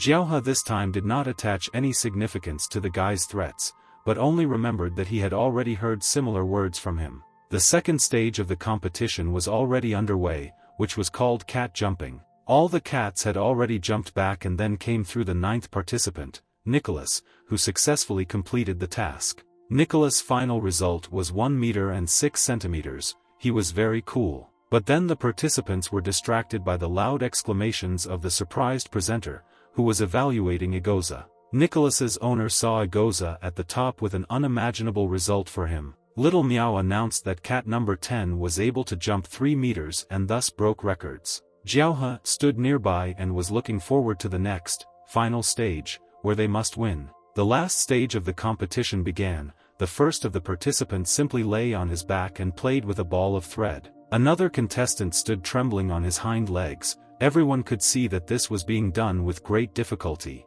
The crowd chanted that after Egoza's performances, the rest of the cats seemed boring to them. Meanwhile, in the waiting room, Jiaohe sat tensely, without Egoza on his shoulders. The guy was very nervous, because soon it was their time to go on stage, and the cat never returned to him. Jiaohe remembered telling his cat that after the talent show there would be a prize presentation and Egoza should prepare well. Egoza assured the guy that he had nothing to worry about, she would soon return and perform in the best possible way. Jiaohe told the cat not to be late and to come back early, because they could be disqualified for not participating in one of the competitions. And then the presenter finished with all the contestants and began to announce what all the spectators had been waiting for so long. Little Meow, to loud applause from the crowd, announced Egoza's entrance onto the stage for the last stage. 10 minutes had already passed since the girl announced the cat's appearance on stage, but no one had appeared. Jiaohe was trying to figure out where his cat could have gone, because if they don't win now, he'll have to run around naked. Little Meow was also already at her limit and asked Jiaohe to quickly go on stage so as not to delay anyone. The guy realized that sitting in the waiting room was not an option and he should now go out and spend at least a little more time. Jiaohe apologized and said that he had a stomach ache. The already angry Meow asked to quickly bring the cat onto the stage so as not to irritate the audience. Jiaohe continued to pretend that he felt ill and stall for time for Egoza to return. Surprisingly, the audience sided with the guy and suggested that the competition had been going on for too long and he was worried. Jiaohe invited the audience to tell a joke instead of their cat's performance, realizing that they did not have more time. Here the entire crowd suddenly fell silent and Jiaohe and Meow were left standing in complete silence in front of the crowd of people. The audience began throwing improvised objects at the guy and shouted that they didn't want jokes, they wanted to see a talented cat on stage. Jiaohe prayed that Egoza would return as quickly as possible, and Little Meow warned the guy that if she did not show up, they would face disqualification. Then a dog barking was heard from the waiting room, and Meow and Jiaohe immediately drew attention to it. The door to the waiting room opened and a huge column of dust fell from there, which was visible on the stage. A pack of dogs, as if Santa was on a sleigh, were carrying Egoza, who sat gracefully in her place. Jiaohe and Little Meow did not appreciate such a shocking exit and were even a little scared. The spectators also saw a strange sight and, pointing their fingers there, said that this could not happen, because dogs do not like cats and should not obey them. The frightened Meow was not at a loss, but immediately took the microphone and praised the participants' performance. Jiaohe was also happy about this performance, because such admiration from the audience meant almost 100% victory. Little Meow asked Egoza to start the performance and the cat, hearing this, turned to the dogs. Egoza called the dogs insignificant servants, and herself the empress. She asked them to take care of her. Jiaohe understood animal language and thought that Egoza watches too many of his dramas on TV if he communicates like that. The dogs immediately untied themselves from the sleigh and began laying out the sun lounger with an umbrella and preparing cocktails. Egoza was already lying on a sun lounger under an umbrella, and the audience admired the fact that the cat was being served by dogs. The audience became real fans of the cat, they shouted her name and words of support. Egoza stood on her hind legs and asked Jiaohe, "Is she really a cool cat now?" Jiaohe grabbed the cat and began to hug and praise it, but Egoza herself did not like such tenderness. But then the guy stopped and asked Egoza where she got the dogs. The cat replied that they were in the next room. Egoza also called the dogs stupid mongrels, which she spent a lot of time training. Jiaohe thought for a while and realized that the same competition with dogs was taking place in the next building. In the building where the competition with dogs was taking place, the announcer on stage announced their exit, but a girl came running and said that they had all run away. Little Meow asked everyone in the hall to pay attention to her so that she could announce the winner. The girl pointed with her hand at Jiaohe standing next to him with Egoza on his shoulders, although it was already clear to everyone who the winner was. And then Little Meow announced that the winner was contestant number 10, the cat Egoza, and the guy was awarded a prize. Excited, Jiaohe walked up to the microphone and began to thank all the gods he knew, and he also said hello to his mother. But then the guy's touching speech was interrupted by the screams of the girl who was standing in the waiting room. After the screams, the fat cat hooligan walked his paw across Jiaohe's face, and there was a bird in the fluffy cat's teeth. Jiaohe fell off his feet and fell on his back, dropping the cup from his hands, and Egoza also jumped off his shoulders. The girl in tears asked to catch the cat as soon as possible and save her beloved parrot from an evil predator. Jiaohe was lying on the floor and was not even surprised that he was disgraced right during his own triumph, and he also tried to find out who dared to do this. The bird was stolen by Fat Vadim, who met with Ivan and Grumpy. Then the seals tried to escape. Jiaohe said that the plump cat ran surprisingly fast, and Egoza looked at them with envy because they were able to get meat for dinner. Jiaohe recognized the culprits of all this and called his seals scoundrels, after which he rose to his feet. Jiaohe stood up and a black aura formed around him. He said that he had already asked the bullies many times not to create problems for him. The guy began to scold the cats for starting to hunt for birds right during the competition and disgracing him. The guy pointed his fingers threateningly at the cats and said that they don't need this bird,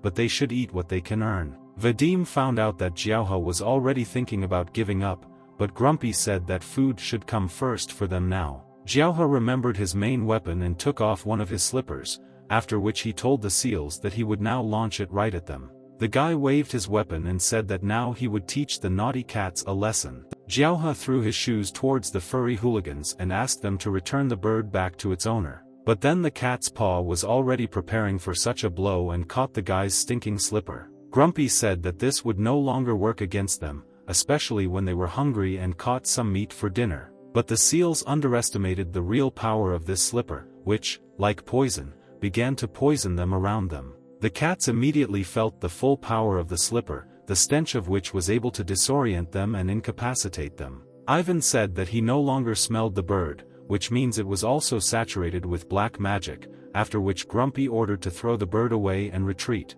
The bird's owner approached Jiaohe and thanked the guy for saving her beloved parrot, although the guy modestly replied that it was his civic duty. Jiaohe was glad that everything worked out and everyone was safe. He was thinking about how to quickly find Vadim and the whole gang of seals. Some guys were hiding in a secluded corner nearby. They were running as if someone was chasing them. The cats turned back into people and told each other that they were very hungry and had not eaten since the morning. The guys came to the conclusion that Jiaohe had gone completely wild and was not feeding them, which meant he needed revenge.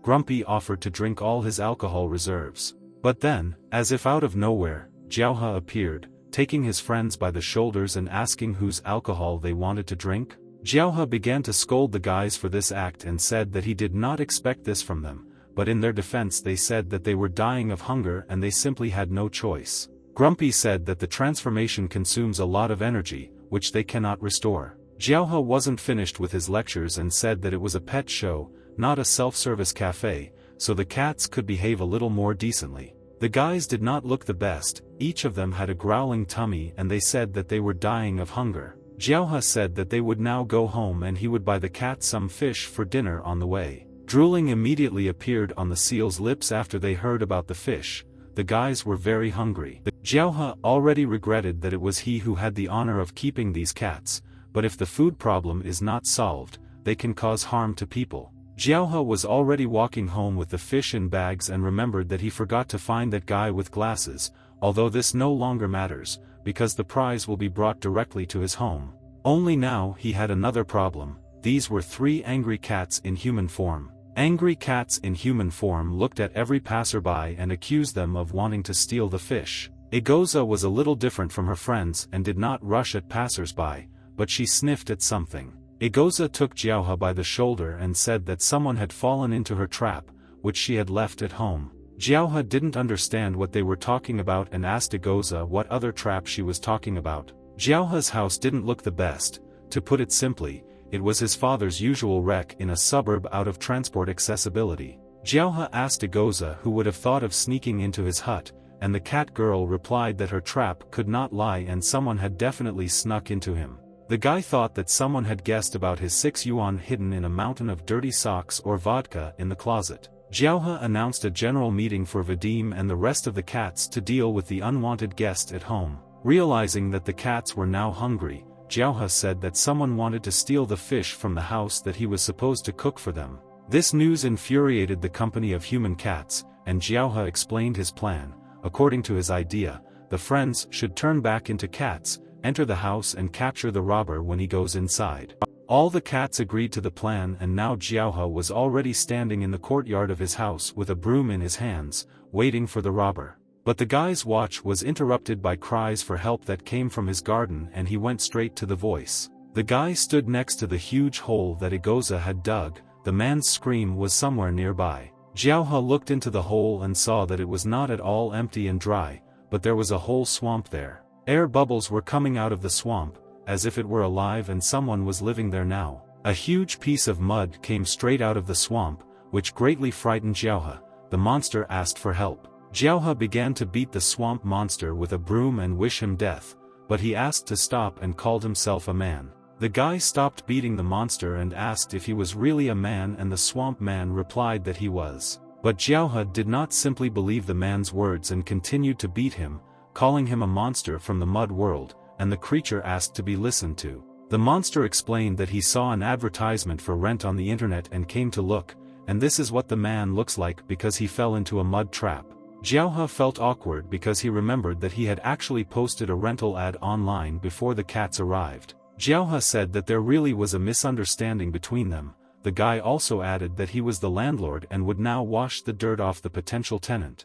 The man no longer trusted the psychopath who beat him with a broom, that he would not pour gasoline on him and burn him to get rid of the corpse. The man was convinced that it was really water, and Jiaohe thought that the tenant's face looked even more like a monster. The man laughed at this whole situation, after which he shook the guy's hand and Jiaohe introduced himself to him. There was an uncomfortable pause between the man and Jiaohe after the guy said his last name. The man said that the guy has a great last name, and his own name is Yamid. Then he reached into his pocket for a business card. On the man's business card there was his first and last name, as well as the inscription Private Cinema. Looking at it was not difficult to understand what the content was. Jiaohe, having read that Yamid was engaged in private cinema, wanted to ask whether it was pirated cinema, but the man covered his mouth. I asked Jiaohe to speak more quietly so that the cops wouldn't sniff out anything, and the man also said that the most important thing in his business was safety. Yamid continued to praise the Jiaohe house, saying that he couldn't find a place with a better security system than here. I continued to say to Meta that the most important thing in his business was safety, and Jiaohe was thinking that he should stay away from this man. He is too strange. Yamid saw the landlord leaving and, grabbing his leg, asked him to stay and agree to rent. Jiaohe asked him to unhook. Yamid took a couple of bills out of my pocket and said that he could pay more if necessary. Jiaohe continued to stand his ground and said that for him the question is not about money, but first about who he wants to rent to. I handed the bills to Meta even higher and shouted loudly that I was ready to pay 200 yuan. Jiaohe thought about the offer and turned around, asking how a man could pay 200 yuan for this shack. Yamid continued to stand his ground and said that he was giving the money in advance so that Jiaohe would have no doubts at all. Jiaohe could no longer refuse such an offer. His attitude melted and the future neighbors shook hands. I told Meta that he would move tomorrow, and Jiaohe greedily counted the bills. The guy couldn't get enough of his happiness. After a successful deal, Jiaohe headed to the house, in a good mood and with money in his hands. The guy joyfully entered the house and told the cats that today was a surprisingly very fruitful day for all of them. But to Jiaohe's great surprise, the entire team of cats attacked the guy immediately from the entrance to the house. The seals did not forget about the plan that big brother Jiaohe told them, so the guy had to repel the attacks. After catching the knife, Jiaohe stopped the fire with his fist that Ivan sent at him with his spells. Jiaohe pointed his finger at his face and asked the cats if they were sure they had not mixed up anything, because this was their older brother. The cats saw that their attacks did not work, and after looking at the guy's face they realized that it was really Jiaohe, and not a robber. Jiaohe's mood knew no bounds and something like this couldn't upset him, so he promised all the cats a hearty dinner today. It was early morning outside and the rays of the rising sun could be seen in Jiaohe's room. Two birds were sitting near the balcony that opened from Jiaohe's room, and one of them notified her friend that there were several predators in the house. One of the birds said that there were 3 cats in the house that were catching their brothers for food. Just yesterday, purebred birds that had been bred for several years died in the mouths of predators. Jiaohe saw the talking birds and threw his slipper at the birds, telling them to be quiet. Jiaohe, who had recently gotten out of bed, stretched out and yawned because he wanted to sleep even more, but things were not waiting. Jiaohe was leaving his room and remembered that the prize for winning the competition should be delivered today, and it wouldn't hurt to check what the cats were doing. The guy entered the room where the cats spend the night and saw them gathered around and enthusiastically watching something. There was a tablet on the floor, on the screen of which was a photograph of a bird. The seals began to drool, looking at it. Jiaohe was a little surprised at how they were able to take a tablet and find a photo of a bird on it with their fluffy and soft paws, so he noticed that they were quickly mastering modern technologies. Here Jiaohe was distracted by a woman's voice from behind, who spoke words he did not understand. It was Egoza in human form. She began to speak in her own phrases from dramas, which no one understood, especially the sleepy Jiaohe. The cat girl continued to pretentiously communicate with the guy, as in her TV series, asking him for some kind of cup. Jiaohe told Egoza that she certainly speaks beautifully, but he doesn't understand anything from her words, and the cat girl replied that she just needs some water. The guy was a little annoyed by the sight of Egoza, so he asked why she transformed and spoke so difficultly if she just wanted some water. Egoza transformed back into a cat and said that the imperial concubine should talk to the senior palace eunuch like that, just like in her series. The cat realized that Jiaohe would not understand a word and simply said that she needed a glass of water, some ice, and a couple of slices of lemon. The guy was alarmed by the fact that Egoza watches so many dramas that he is already getting used to the role of heroines. Jiaohe was also embarrassed that Egoza asked for lemon and ice with ordinary water. The guy suspected that her conceit had changed after winning the competition. Through the window, all this was observed by the wandering Hello, who read poems about love, looking at Egoza. Jiaohe asked the cat what he was doing here and warned him that if he continued to sing his serenades under his windows, it would be very bad. Hello continued to look out the window and answered the guy in poetry that his love was free and nothing could limit it. Jiaohe was about to drive away the stray and drinking cat, but Egoza got ahead of him and rushed at speed right out the window. The cat hit the intruder directly in the face with her hind paws, after which he fell down. Jiaohe looked through the broken window as the evil Egoza strangled poor Hello and scolded him for distracting her from watching TV series. Jiaohe looked at all this with tears in his eyes. He can't cope with these cats, and there are still 300,000 of them. He's definitely finished. But then, from sad thoughts about the future, the guy was distracted by a knock on the door. The man asked to open it.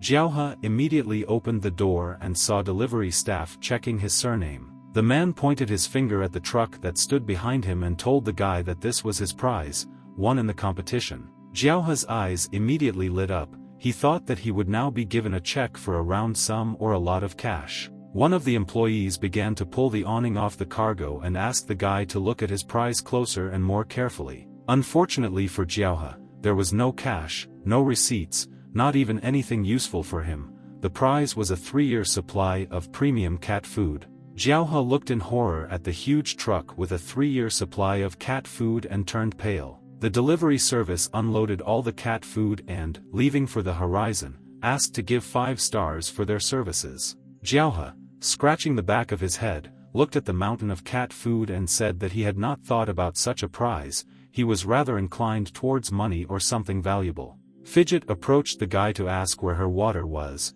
and Jiaohe told the cat that the prize for winning the competition was a 3-year supply of cat food.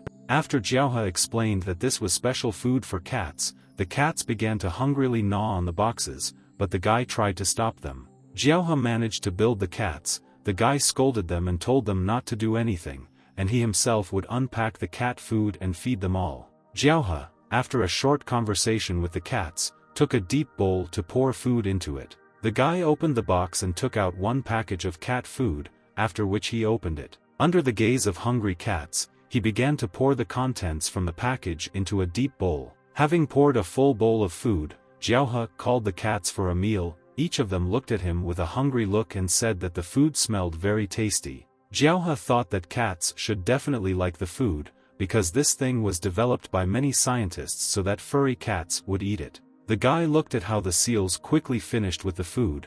Before he had time to turn to the side, everything was already eaten. The cats lay on their backs in front of an empty bowl and praised the new food, and Jiaohe was surprised how they managed to finish the huge bowl so quickly. Egoza held her face and said that it was the first time she had eaten so much since the disaster. Jiaohe was a little offended by this, as if the guy had never fed them. Jiaohe decided to raise even more enthusiasm in the heads of his cats, so, pointing to the boxes behind him, he said that these supplies should be enough for 3 years.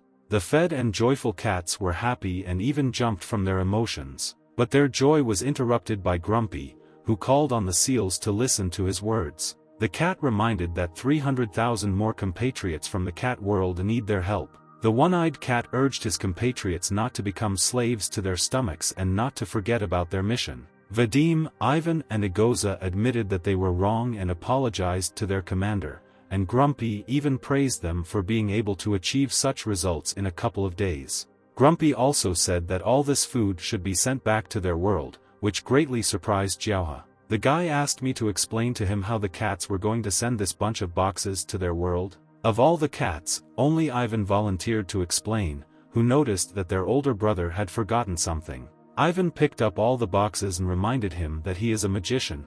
Jiaohe was a little surprised when the cat waved its paws and the boxes ended up in the house. Jiaohe asked why the cat brought all these boxes to his home, and Ivan replied that in order to open a passage to another world, you need to perform a ritual, during which you cannot interrupt. Grumpy and Vadim held Grandma Jiaohe's closet and held it in front of Ivan, who was guiding them. The cat's paws made a slight movement and Ivan himself uttered a small spell. Grandma's closet opened its doors and inside there was an unknown force that could only be compared to the center of the galaxy in appearance. Jiaohe, of course, had never seen anything like this before and was very surprised by it. He believed that it was either a magic telephone or a magical teleport to another world. A huge portal opened in Grandma's closet and Jiaohe realized that this was a device for teleportation to another world. Jiaohe began to swallow nervously and continued to be amazed at Ivan's magic. The cats in the other world were so empowered that they could travel through portals. Despite the fact that the guy had already seen cat magic before, this trick still managed to surprise him. Ivan commanded the other side of the portal to get ready, because the seals would now send a cargo of food. Jiaohe was a little taken aback by the fact that they were answered with a simple aha. The cats from another world didn't even thank Ivan for the food. Ivan, using his powers and magic, began to quickly send boxes of food straight into the portal. Egoza praised Ivan for his excellent work and Vadim asked how many boxes they had left. The cats only had 2 in the house. The last box of food was sent into the portal to compatriots on the other side of the portal. The guys from the cat world told the team that they had done a great job, and Vadim thanked them and assured them that they would continue to make efforts to avoid hunger. Next, the paws of the plump red cat slammed the closet doors, which closed the portal to the cat world, the homeland of Vadim, Ivan, Egoza and Grumpy. Vadim reported that they were able to provide food for 3,000 of their compatriots, and His Majesty the King was pleased with them, but Jiaohe was indignant because the cats did not keep a single box for themselves. Jiaohe told the cats that he would now go to the store for groceries and asked them not to make a mess in the house in his absence. The guy was already heading to the store and realized that he had tried in vain, because in the end he had received neither money nor a solution to the food problem, which meant he had to figure out again how to make a living. But then sad thoughts about lost strength and time from Jiaohe were interrupted by the chest of some man, into which the guy crashed. It was a huge, big guy who called the guy's name and said that he was looking for him. Jiaohe himself suspected something was wrong. It's unlikely that such big guys would just look for him. Jiaohe shook his head and said that the man identified himself, denying any involvement in anything. But the big guy had an ironclad argument. He showed a photo of the guy and said that they were too similar to Jiaohe. The man tied Jiaohe's hands and took him onto his huge shoulders, after which he dragged him along with him. The guy, of course, tried to resist, but nothing worked. Just a few dozen minutes later, Jiaohe stood surrounded by bullies, similar to the one who stole him from the street. In front of Jiaohe sat a man in a velvet chair, dressed in an expensive suit. He introduced himself as Sun Liancheng and surprisingly recognized the boy. Jiaohe recognized Sun Liancheng. He is the most famous businessman in the city. His face almost disappears from the TV screens. The guy said that he was honored to see Liancheng. Sun said that if Jiaohe already knew about him, then they could discard empty pleasantries and introductions, and get straight to the point. The businessman needed a favor from the guy. Sun snapped his fingers, beckoning his subordinate from across the room. Sun Liancheng explained that he had recently spent a lot of money getting two purebred Tibetan Mastiffs, one named Darkness and the other Lion. Now the animals need training, because they are simply uncontrollable, and Sun had heard a lot about the competition in which Jiaohe won, so he called him. Jiaohe immediately began to deny, saying that he knew nothing about dog training and had never encountered it. Sun Liancheng expressed understanding towards Jiaohe and said that the guy is a rising star and he understands everything, after which he asked his employee to bring something. Sun's gratitude was a diplomat, which contained a deposit of as much as 300,000 yuan. Jiaohe's eyes almost popped out of his head. He had never seen such money since birth, and here they offered it to him as a deposit. Sun said that the guy's performance in the competition showed his real competence, and the businessmen also hoped for agreement. Jiaohe was distraught by such a sum and simply could not refuse. The guy assured Sun not to worry. Jiaohe said that he would train the dogs in the shortest possible time so that they would be able to do everything, except perhaps human speech. Someone watched the deal between Sun and Jiaohe through binoculars. The man asked if this idiot was really involved in kidnapping and selling people. These were policemen Yizi and Laoguo. The partner reported to his colleague that Jiaohe is a homeowner, lonely and never had any extra money, but recently she began to buy a bunch of products, and also constantly communicates with suspicious elements of society. But the police simply don't have direct evidence on the guy, so they can't arrest him, so they just have to monitor Jiaohe. Yizi said that Jiaohe looks like a complete idiot, and not at all an evil manipulator and schemer. Jiaohe sneezed loudly at the moment of surveillance. He was already near his house with a diplomat of money. According to the old saying, the guy said that someone was scolding him, then he ordered the guard's son to put the cage in the yard and they could already be free. Jiaohe began to remove the chain from the cage and apologized to the dogs for keeping them locked up for so long. One of the dogs said that there was nothing wrong with this, but he was surprised that a person could understand the language of animals. Jiaohe explained to the dogs that their owner had instructed him to train the dogs, so they would have to live in his house for a while. The red dog said that it doesn't matter to them anymore, because they are always passed from one owner to another and it doesn't matter to them which house they live in. The main thing is that they are not locked in a cage often. Jiaohe said that he would not lock them in a cage and invited them to his house so that they could meet his friends. The guy opened the front door and thought about how much money he could get from Sun if 300,000 yuan was just a deposit. Joyful of his wealth, Jiaohe called Vadim and his friends to greet their new neighbors. But a small fight broke out among the cats, in which Ivan and Grumpy tried to stop Egoza. Egoza's dramas and series were taken away from her. Vadim grabbed the TV remote control and did not want to give it back to the cat. The guy was a little ashamed in front of his new pets because of the fight between his cats, and the dogs themselves were also wary. Grumpy heard Jiaohe return home and asked him to help fight Egoza. But turning towards the front door, the one-eyed cat mistook the dogs for demonic beasts and asked his friends to get ready for a fight.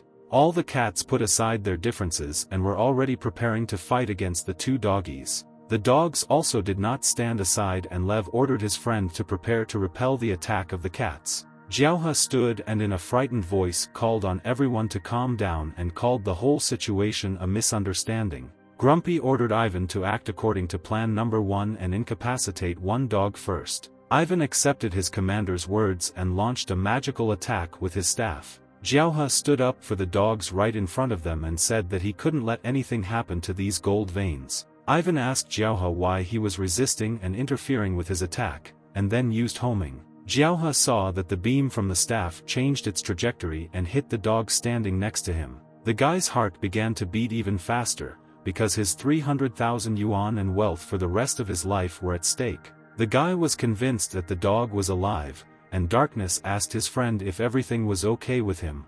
The Red Leo said that today was too strange a day. Ivan said that these were two weak monsters and that he was using his power on them in vain, and Grumpy ordered a break and suggested they start back to the battle for the TV remote control. Jiaohe realized that it was just an assessment skill and the dog would not suffer from it. But apparently Leo himself was hurt by the seal's words that they were weak and worthless. This time the dogs got angry and ordered the cats not to dare to underestimate them. The lion told the cats that they were now looking for death, and Jiaohe tried to dissuade the dogs from fighting, because these were not ordinary cats. Grumpy rubbed his paws and asked the dogs if they really wanted a fight. It would be too funny for the cats. The angry dogs, screaming that the cats had underestimated and insulted them in vain, attacked Grumpy. But Grumpy was extremely calm and said that he had recently watched a program about martial arts and just wanted to try something out. With one wave, the one-eyed cat sent the dogs away from him, and Xiaohe thought about what program he could watch. The lion staggered a little from the cat's blow and recognized the furry strength, but they are also not easy dogs. Lion and Darkness called themselves the most fearless and fierce dogs, after which they went back into battle. But Grumpy again threw them back with his blow. Xiaohe was already worried about the dogs and said that they were worth a lot of money. Half an hour had already passed of unsuccessful attacks from the dogs and they were already lying helplessly on the floor and asking each other not to lose heart. Xiaohe told the dogs that of course the two of them were good, but there would always be someone stronger than them. The guy tried to calm the animals down.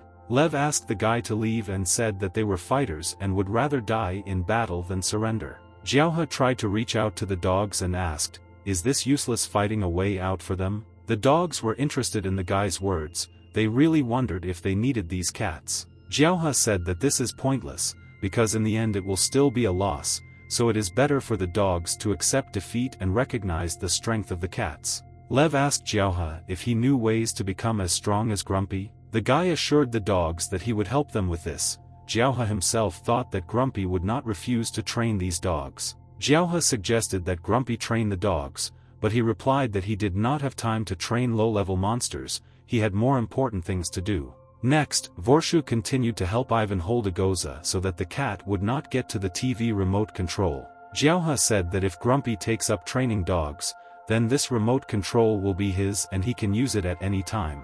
Xiaohe will also be able to buy the cat a couple of exercise machines to make training more effective. Grumpy could no longer miss such a lucrative offer. He changed his mind about the dogs, but still had doubts. But then all the cat's doubts were dispelled by the offer of Xiaohe, who said that he could buy Grumpy his own personal TV. But the cat's impudence knew no bounds. He also asked for additional fish every day and Xiaohe agreed. The dogs whispered among themselves, a little wary, but then Grumpy stood in front of them and asked if the dogs wanted to train with him. The dogs took a humble pose and began to listen to the cat, who said that as training progressed, the animals would be able to achieve a lot. The main thing was to believe in themselves and their strengths. Xiaohe looked at the dating process and recalled scenes from comic books or superhero movies. Xiaohe was already imagining how he was swimming in gold. The problems with training had already been solved. It wasn't long before a rich life.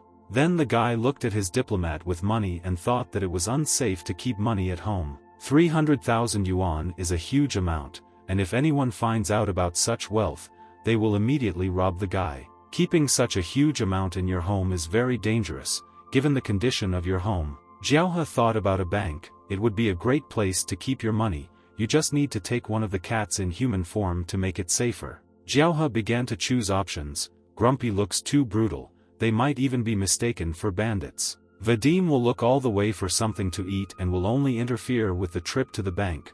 Taking it will be a waste of time. Ivan looks like an excellent candidate, but in case of trouble he will use magic, which will attract unnecessary attention. This leaves Agoza, especially since Xiaohe already has experience working with her at the competition. The cat will not let you down and everything should go perfectly. But then the guy looked at Agoza's fight with Vadim over the TV remote control and thought that maybe he was overestimating it. Agoza listened to the guy's plan, but asked why they needed to pretend to be a couple, because they could be brother and sister. Xiaohe protested that they were too different, they had different hair and eye colors, no one would simply believe that they were brother and sister. But Xiaohe realized that he had started on the wrong foot and offered the cat a tasty treat after all this, and Agoza quickly agreed. And now the couple was already at the bank, a huge number of people, loud conversations and so on, in a word, rush hour in the city. All the bank visitors turned sharply at the blonde beauty who walked inside. Fidget asked if this was the place they were going to, but Xiaohe tried not to draw attention to himself. The manager immediately began to court the girl, calling her affectionate words that Agoza did not understand.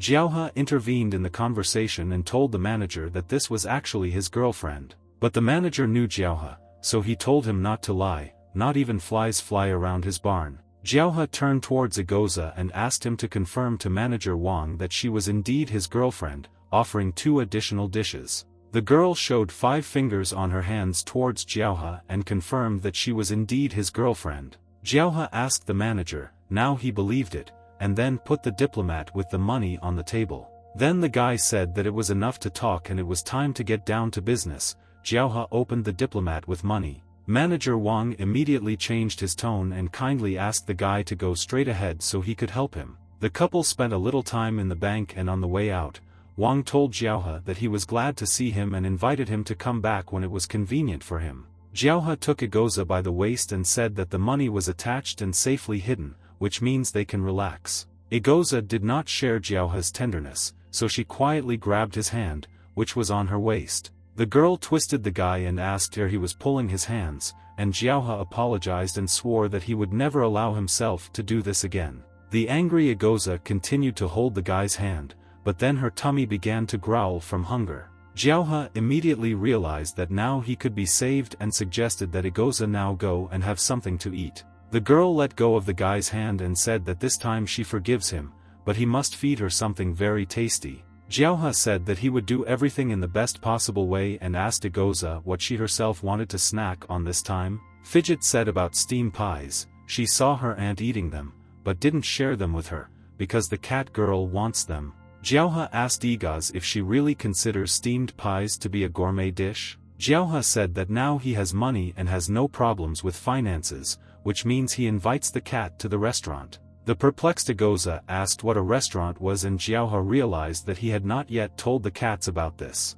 Now Egoza and Jiaohe are sitting in an expensive restaurant in the city, which was located almost in the very center. There were expensive chandeliers on the ceiling, and seeing all this was new to the cat. The couple sat near the window and Egoza looked around, saying that it was very beautiful here and she had never seen anything like it. The waiter noticed the couple and approached them, holding me out. He kindly asked the guys to decide on the order. Jiaohe handed the menu into Egoza's hands and told her that she could choose whatever her heart desired, just not too much so that the cat wouldn't get sick.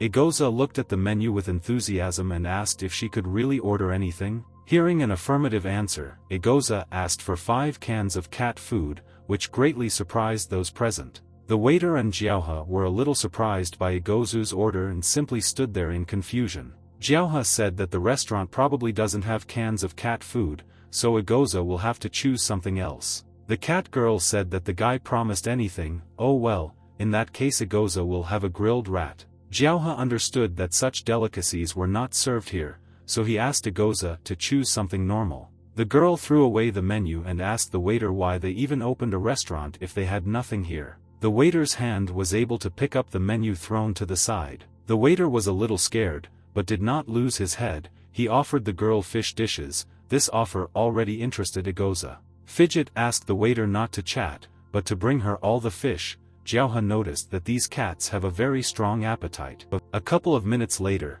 the waiter laid out all possible fish dishes for Egoza on the table. The cat girl's eyes darted to the side. She could not decide what to eat first. Jiaohe thought that for that kind of money, at least for one day he could experience for himself what it means to be rich. Now Jiaohe took up his fork and knife and asked to try the local food too. But to the guy's great surprise, there was nothing left on the table, and Egoza was finishing the last plate. Jiaohe looked at it all confusedly and didn't understand. Is Egoza really a cat or a starving ghost? The girl lay down on a chair and said that she had eaten to capacity, which means that today was a success and was not in vain. Egoza thanked the guy for the excellent fish, and Jiaohe noticed that she didn't leave him even a piece. The girl continued to call his name and Jiaohe decided to see what she was doing. Egoza asked where they would go now, excitingly licking her fingers, as if she were in cat form. Jiaohe began to drool at this sight of the girl, and he began to look at her with his gaze. Egoza asked why the guy was staring at her like a pervert, and Jiaohe replied that she was actually licking her fingers in front of everyone. They are now in a decent place, the guy added. The girl was outraged by such a remark and she began to shout at the guy, explaining that her actions complied with all the rules of etiquette, and in this way she showed the owners that she really liked the food. Jiaohe thought this sounded reasonable, but asked Egoza to stop before people realized who she really was. the girl asked where they would go now. The guy thought about where they could go, because it would be stupid to return home so quickly with such a beauty. Jiaohe told the cat that they would now go to the clothing store, to which Egoza incomprehensibly asked him again. From daily necessities to clothing and shoes, from electronic components to local food, all this and more could be found at Zhanbai Market. Zhanbai is the largest market in the city. Jiaohe has already repeated the precautions 10 times and asks Egoza not to get into any unpleasant situation. Egoza immediately went to the place where women's clothing was sold and was pleasantly surprised by the assortment. Jiaohe thought that really useless cats have no place to see such things in their world. Well, how useless. With their help he got a lot of money, which means that while they are in this world, he needs to update his wardrobe. It's not for cats to constantly wear guys' clothes. Egoza must choose for herself what to wear, and depending on how things go with the furry team, they may stay here. The guy recalled how he spent time with cats and rightly noted that with their appearance it became much more fun. The guy was thinking about having a couple more drinks upon returning home, but his thoughts were distracted by the voice of Egoza, who was calling him to her place. The guy turned around and saw a mountain of clothes, after which he got scared and began to slowly leave from there. Egoza stood right behind the things and said that she liked all of them and Jiaohe should help her decide which of them would be better. The guy pointed to the store and said that there should be a fitting room there so that Egoza could put it all on and it would be immediately clearer. Egoza quickly headed back to the store, and Jiaohe noticed that from all worlds and regardless of age or image, all women have something in common. The girl began to try on outfits and asked Jiaohe for his opinion on this matter. Egoza's next outfit looked more formal. The girl herself still couldn't decide. Next, Egoza put on a dress and asked Jiaohe what he thought and whether he liked it. Jiaohe replied that the girl looked simply magnificent in it. The guy's eyes shone and showed his delight. The saleswoman said that the beauty had excellent taste, after which she began to advertise her dress and added that this was the latest collection from Paris. Next, the worker began to praise the beauty of Egoza and pointed out that her natural appearance was simply mesmerizing. She had been selling clothes for several days, but she had never seen such a beauty. The woman continued to flatter Egoza and say that even television stars could not compare with her, and Jiaohe appreciated her acumen and ability to compliment clients. Here, after the fitting, Egoza grabbed Jiaohe's hand to turn it to face her. Egoza did not forget that Jiaohe asked to call them a couple and said that his wife really wanted this dress. Next, the girl put her hands in front of her and began asking with her eyes closed for a purchase. Jiaohe tried to restrain himself, but the girl's cuteness was too strong and he couldn't do anything about it. Then the guy went to the owner of the store and wanted to ask her for something. The woman asked Jiaohe what was the matter and he asked how much the dress that Egoza liked cost. Jiaohe's nose began to bleed again from feelings and, to the joyful exclamations of Egoza, he said that he was buying it. But then the hostess asked the young guy to put away the money, because it would not be useful. The hostess pointed her hand at Egoza, who was raving about this dress and said that she could do one favor. And if the girl does a favor for the hostess, then the couple will get this dress absolutely free. Jiaohe was alarmed by the woman's words about a favor, so he asked what she meant. The woman looked at Egoza with interest and said that nothing would be complicated. But Jiaohe stood between the woman and Egoza, saying that he would not allow any perverted desires to be made with his girlfriend. The woman took the camera in her hands and said that she didn't know what the guy was talking about, but she just wanted to take a photo of Egoza in clothes for advertising the store. Jiaohe asked, "Is the dress really worth some photography for the store?" The woman said that the guy does not know about the prices for the photo shoot, and Egoza is not inferior in face and body to the most beautiful stars. Jiaohe said that in that case, they would have to give away a little more clothes for free. The woman said that she could give more, thinking that she would slip in a few items of slow-moving sizes from previous collections. Jiaohe and the saleswoman shook hands, sealing their deal, and Egoza stood nearby and watched this in confusion. But in any case, Jiaohe had to ask if Egoza agrees to this. The guy explained to Egoza that she was only required to pose for a couple of beautiful photos and dress her. The perplexed Egoza responded by asking what photographs are and how to take them. This question shocked the hostess and Jiaohe. Apparently the guy forgot that Egoza was not yet fully familiar with all the technologies. After a couple of minutes, the couple walked down the street and Egoza was in a new dress. All passers-by began to turn around at Egoza in a new dress, the guys were drooling, and the girls were trying to cover their eyes so that they would not stare at the beauty. The couple talked about how they spent the day today. Jiaohe said that the guys were able to eat fish and buy clothes. But then Jiaohe was distracted from the conversation and his gaze was fixed in the other direction from the girl. It was an ice cream shop called Love. Jiaohe was looking at it. Jiaohe asked Egoza to wait a little so he could go and buy something for her. The guy headed towards the ice cream shop. Jiaohe returned and held a small ice cream cone in his hands and offered it to Egoza. The girl looked at the ice cream with disbelief and called it a kind of artifact of cold magic that could cause serious damage. Jiaohe laughed a little at this and explained to Egoza that this is such food that you just need to lick it. Egoza took the ice cream in her hands and, realizing that it was food, began to taste it and licked it. Jiaohe admired how Egoza licked the ice cream and said that it was just a wonderful sight. But suddenly the guy's admiration was interrupted by a stream of blood that hit him right on his cheek. The guy felt something hit his cheek and decided to use his fingers to check what it was. The guy examined his palms and wondered if this was blood. He was worried about where it could come from. Then Jiaohe raised his head and saw a bunch of men lying unconscious and there were pools of blood under them. Blood was apparently coming out of everyone's nose, as if someone had deliberately broken everyone's nose here. The bald guy was still able to raise his head and said that when he saw such a beauty, he had not lived his life in vain. Then the man again buried his face in the floor. Under him there was a pool of blood and his hair. Jiaohe tried to understand what could have happened and where so many victims came from. Jiaohe and Egoza returned home and from the doorway the guy began to brag about how they spent the day today and what they bought, and Grumpy shouted that they were two lazy people and idiots. The grumbler continued to say that the couple's muscles were not capable of anything, and that they themselves were no good. Then he ordered them to do 300 push-ups. These words were addressed not to Jiaohe and Egoza, but to Gloom and Lion, whom Grumpy trained. The dogs obediently obeyed the command of the one-eyed cat. Grumpy naturally humiliated the dogs, saying that they had very weak legs and he was ashamed to be the mentor of such useless idiots. Next, the grumbler's paw pointed at Vadim, who was watching TV. The mentor said that this fat man only eats, sleeps and watches useless cooking shows. But even his fat carcass is very resistant to damage and it will be very difficult to pierce him even with a bullet. But Vadim began to be indignant, saying that cooking shows are by no means useless. The cat said that these shows have a soul, but Jiaohe was not particularly interested and he took the remote control away from the fat man. Jiaohe asked the cats to take a little break from their activities and look at the clothes that he and Egoza bought for them. Fidget in cat form approached Jiaohe and asked for the remote control to watch the Mother Empress, but the guy asked her why she became a cat again and where were her clothes. Egoza replied that maintaining a human appearance takes a lot of energy from them, and she hid the clothes safely, because it was a gift from the guy and it should be kept intact.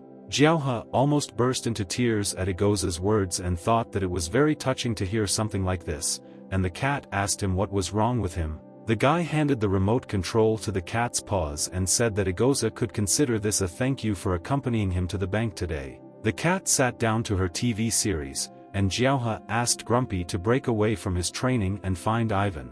Breaking news was shown on TV. Today unknown people used weapons of mass destruction on the streets of the city. There was blood everywhere at the scene. Everyone immediately paid attention to the news and Vadim said that he recognized this place. It was located not far from the house. Egoza hastily turned off the TV, and Vadim asked why the image disappeared, to which the cat replied that most likely the remote control was broken. Next, Egoza reminded the cats that she and Jiaohe bought a lot of clothes today and she needed to sort them out.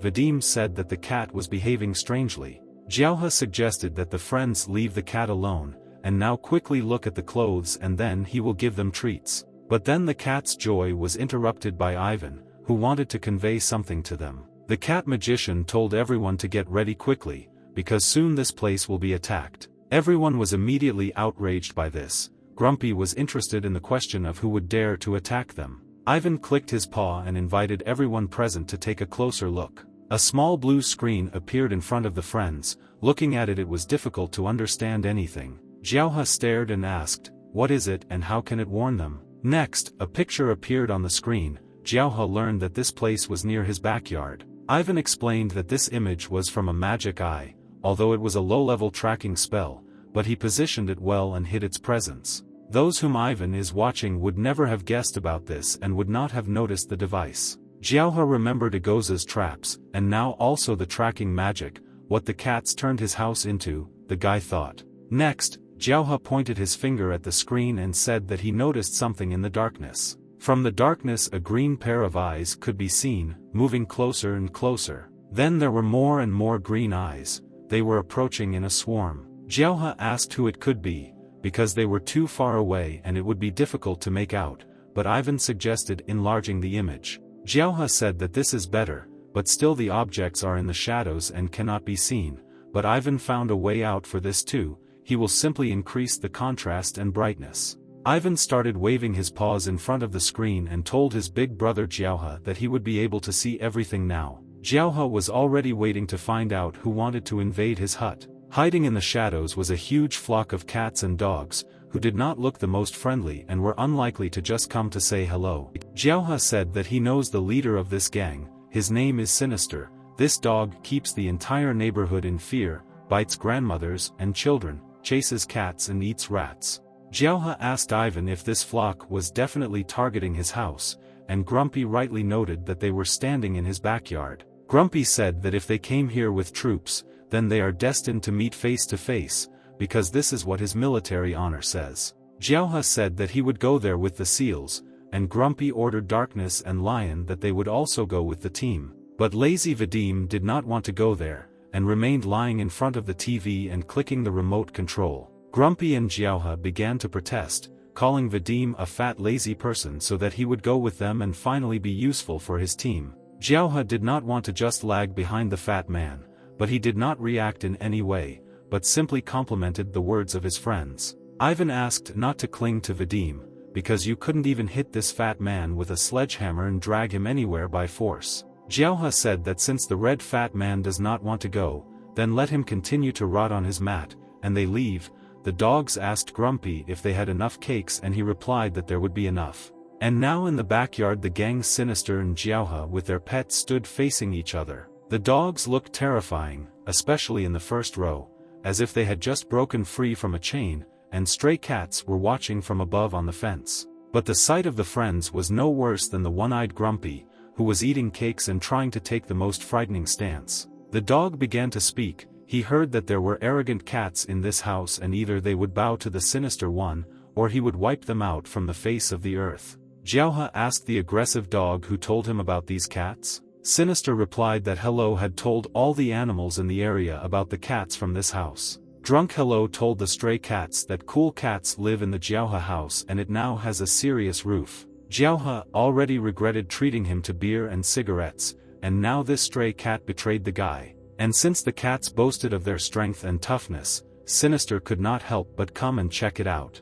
The dog pointed his paw at his face and said that there was only one authority in this area and that was himself. Grumpy objected to the dog and said that he talks too much for authority, and he also invited him to a fight. Jiaohe thought about what kind of times have come, because cats and dogs divide their sphere of influence between themselves just like crime bosses. Jiaohe even began to laugh a little because he realized a lot of new things about the animal world. Sinister aggressively asked who dares to laugh more evilly than him and ordered to immediately seize Jiaohe. But the dog's subordinates began to tremble and were afraid of something. Sinister tried to find out, but they did not answer him. One of the dogs pointed his paw at the sky and asked the boss to look there. Sinister was also quite surprised. Ivan was floating in the air with his staff. He slowly lowered his altitude. The spectacle was truly breathtaking. Jiaohe and Sinister did not expect such tricks from the cat and the dog asked how the furry one learned to fly. Ivan, with a smile on his face, stated that he loves mass batches most of all and is ready to take part in them.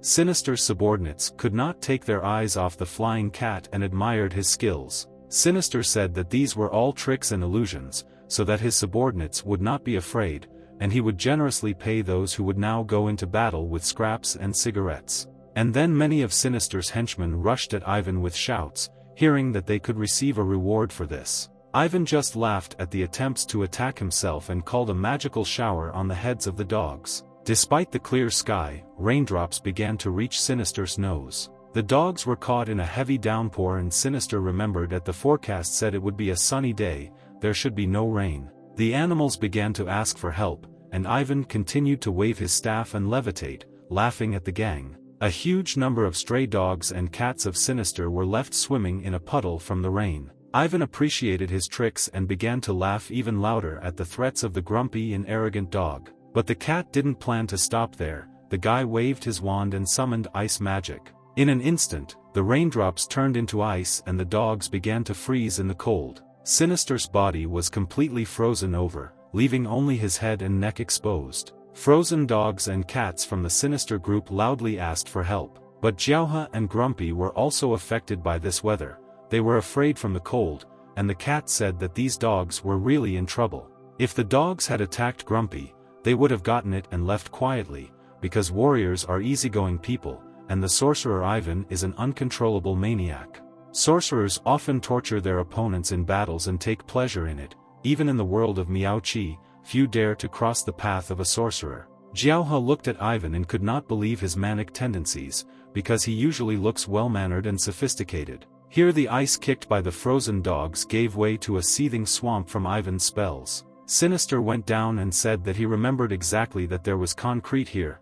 Where could the swamp come from? He asked. Then the cat's paw stepped right on the nose of the daring Sinister, who was drowning in the swamp. Ivan asked Sinister what happened to him, because just a couple of minutes ago he was cool and impudent, and the dog began to apologize and beg for mercy. Ivan laughed a little and said that the show was just beginning. He also put up a magical barrier and no one would hear the screams of Sinister and his animals. The sorcerer asked Sinister to please him with his screams, and the frightened lion and Darkness were shaking in horror. Darkness told Lev that he considered Grumpy to be tyrannical, but thank God they did not fall into the hands of this maniac. Compared to him their teacher is just a good boy. The grumpy man suggested that Jiaohe leave, because there was nothing to see here. Ivan would be playing with the animals for a very long time. The grumpy noticed Jiaohe's excitement and assured him not to worry. Ivan's water magic is healing, no one will die today. Jiaohe asked if Ivan would cripple these animals, then treat them, and so on in a circle, and Grumpy replied that there was nothing wrong with that. Ivan continued to recite his spells and torment the offenders, and Jiaohe told him that they were leaving. The night of abuse by the traveling gang ended and the early morning began. Jiaohe went out into the kitchen and, yawning, asked his cats what they wanted for breakfast today. Meanwhile, Ivan was sitting on the sofa with a book, to whom Sinister was giving a massage and caring for the cat. Jiaohe didn't remember the brutal bully dog courting anyone, so he asked what the hell was going on here. Ivan told the beaten Sinister that last night he was so tense that he couldn't sleep. Then the cat asked him to sing a lullaby and the dog readily agreed. The dog began to bark, exactly in time with the cradle, as Ivan asked with a book in his hands. Then Jiaohe came to pin the loser dog, who said that he had known the cocky Sinister for many years. But the guy could never have imagined that the dog was not only an excellent masseur, but also a first-class singer. Sinister replied that he was always afraid of being beaten with a stick or of catching a thrown brick, but now he knows that these are still flowers compared to what Ivan can do. Jiaohe said that in truth, he would not advise Sinister to get involved with any of the dogs or cats in his house. Next, Jiaohe pointed to Lion and Darkness, telling Sinister that he had already seen the abilities of cats, but these two dogs were also very dangerous. Sinister said that he had previously doubted Hello's words, but now he saw the legendary Tibetan Mastiffs with his own eyes. The stray dog extended his paw to the dogs, but they refused to shake it and told Sinister to know his place. But the conversation between the dogs was interrupted by Grumpy, who knocked down Lion and Darkness with his paw, and then he scolded them for chatting a lot. The grumbler said that two fat and lazy flea carriers had their tails fluffed up and didn't want to work. The stern one-eyed cat began to hiss and told the dogs not to pretend anymore, but to go for training. Sinister told Jiaohe that Ivan had fallen asleep, which means he would go guard the door of the master's house and return in the evening to visit them. Jiaohe did not object and let the dog go. The guy also thought that guarding the door was also a job, like any employee. Someone rang the doorbell at the house and Jiaohe began to wonder who could be brought in so early. The guy opened the door and not finding anyone behind it, began to ask who it was. Then I showed up to Meta, who came to check in. Jiaohe asked him why the man was hiding as a spy. I walked past Meta with a bag in my hands and told him that safety was the most important thing in his business, because at any moment they could be on his tail. Then the man noticed the guy's entire zoo and said that it's great if there are dogs in the house, they won't let anyone get too close. On the stairs, Jiaohe noticed something strange, his attention immediately turned there. Security spells were placed everywhere. Jiaohe had never noticed this before. Jiaohe pointed to the doors and said that everything is free here and Yameta can choose the apartments on her own, which ones she likes best. Next, Jiaohe asked Yamid about the mini-discs that the man was selling, and he offered to take a look. Jiaohe scratched his head a little and thought about it, and asked for a series about palace intrigue. I asked Jiaohe why he needs these series. He is, after all, a grown man, and there is only chatter and drudgery. I offered Meta something better. He asked Jiaohe to come closer so he could give him something forbidden from his personal reserves. On the cover of the disc there was a girl in a swimsuit, and I told Meta that this was a movie for real men. Jiaohe asked to remove this obscenity. He needed a series about palace intrigues, and he had terabytes of such content on his computer, so this disc was given to him. Jiaohe said that this series was not needed for him, but to please his kitty, and Meta specifically fell out of these words. Jiaohe said that his cat gets very angry when the commercial starts and has already torn up the entire sofa, and besides, she screams like crazy. I handed the disc to Meta and said that these are classic symptoms of drama lovers, although it is very strange that a cat watches this. This is the first time he has heard about it. Another doorbell sounded, which startled Yamid and surprised Jiaohe. Yamid asked the guy to distract the guests, because he did not want to show his face in front of strangers. I told Meta that I went to choose rooms, and Jiaohe realized that his new neighbor was too intimidated. Jiaohe opened the door and asked the guests who was there, but heard nothing in response. There was a girl standing there wearing strange glasses and Jiaohe was trying to figure out from her clothes who it could be. The girl asked the guy if he was Jiaohe, taking off her glasses to get a better look at him. Jiaohe replied that it was he and immediately asked in response how the girl could know him. The girl introduced herself. Her name was Wenqing, she was the editor of Pet House magazine, and she also showed her ID. The girl asked to come inside and Jiaohe willingly accepted her into his home. Grumpy was looking at the front door and saw Jiaohe with a guest in the aisle. Jiaohe glanced towards the training dogs and Grumpy. The one-eyed cat and the guy locked eyes and Grumpy realized that continuing the training would not be the best idea. Grumpy ordered his subordinates to stop doing push-ups,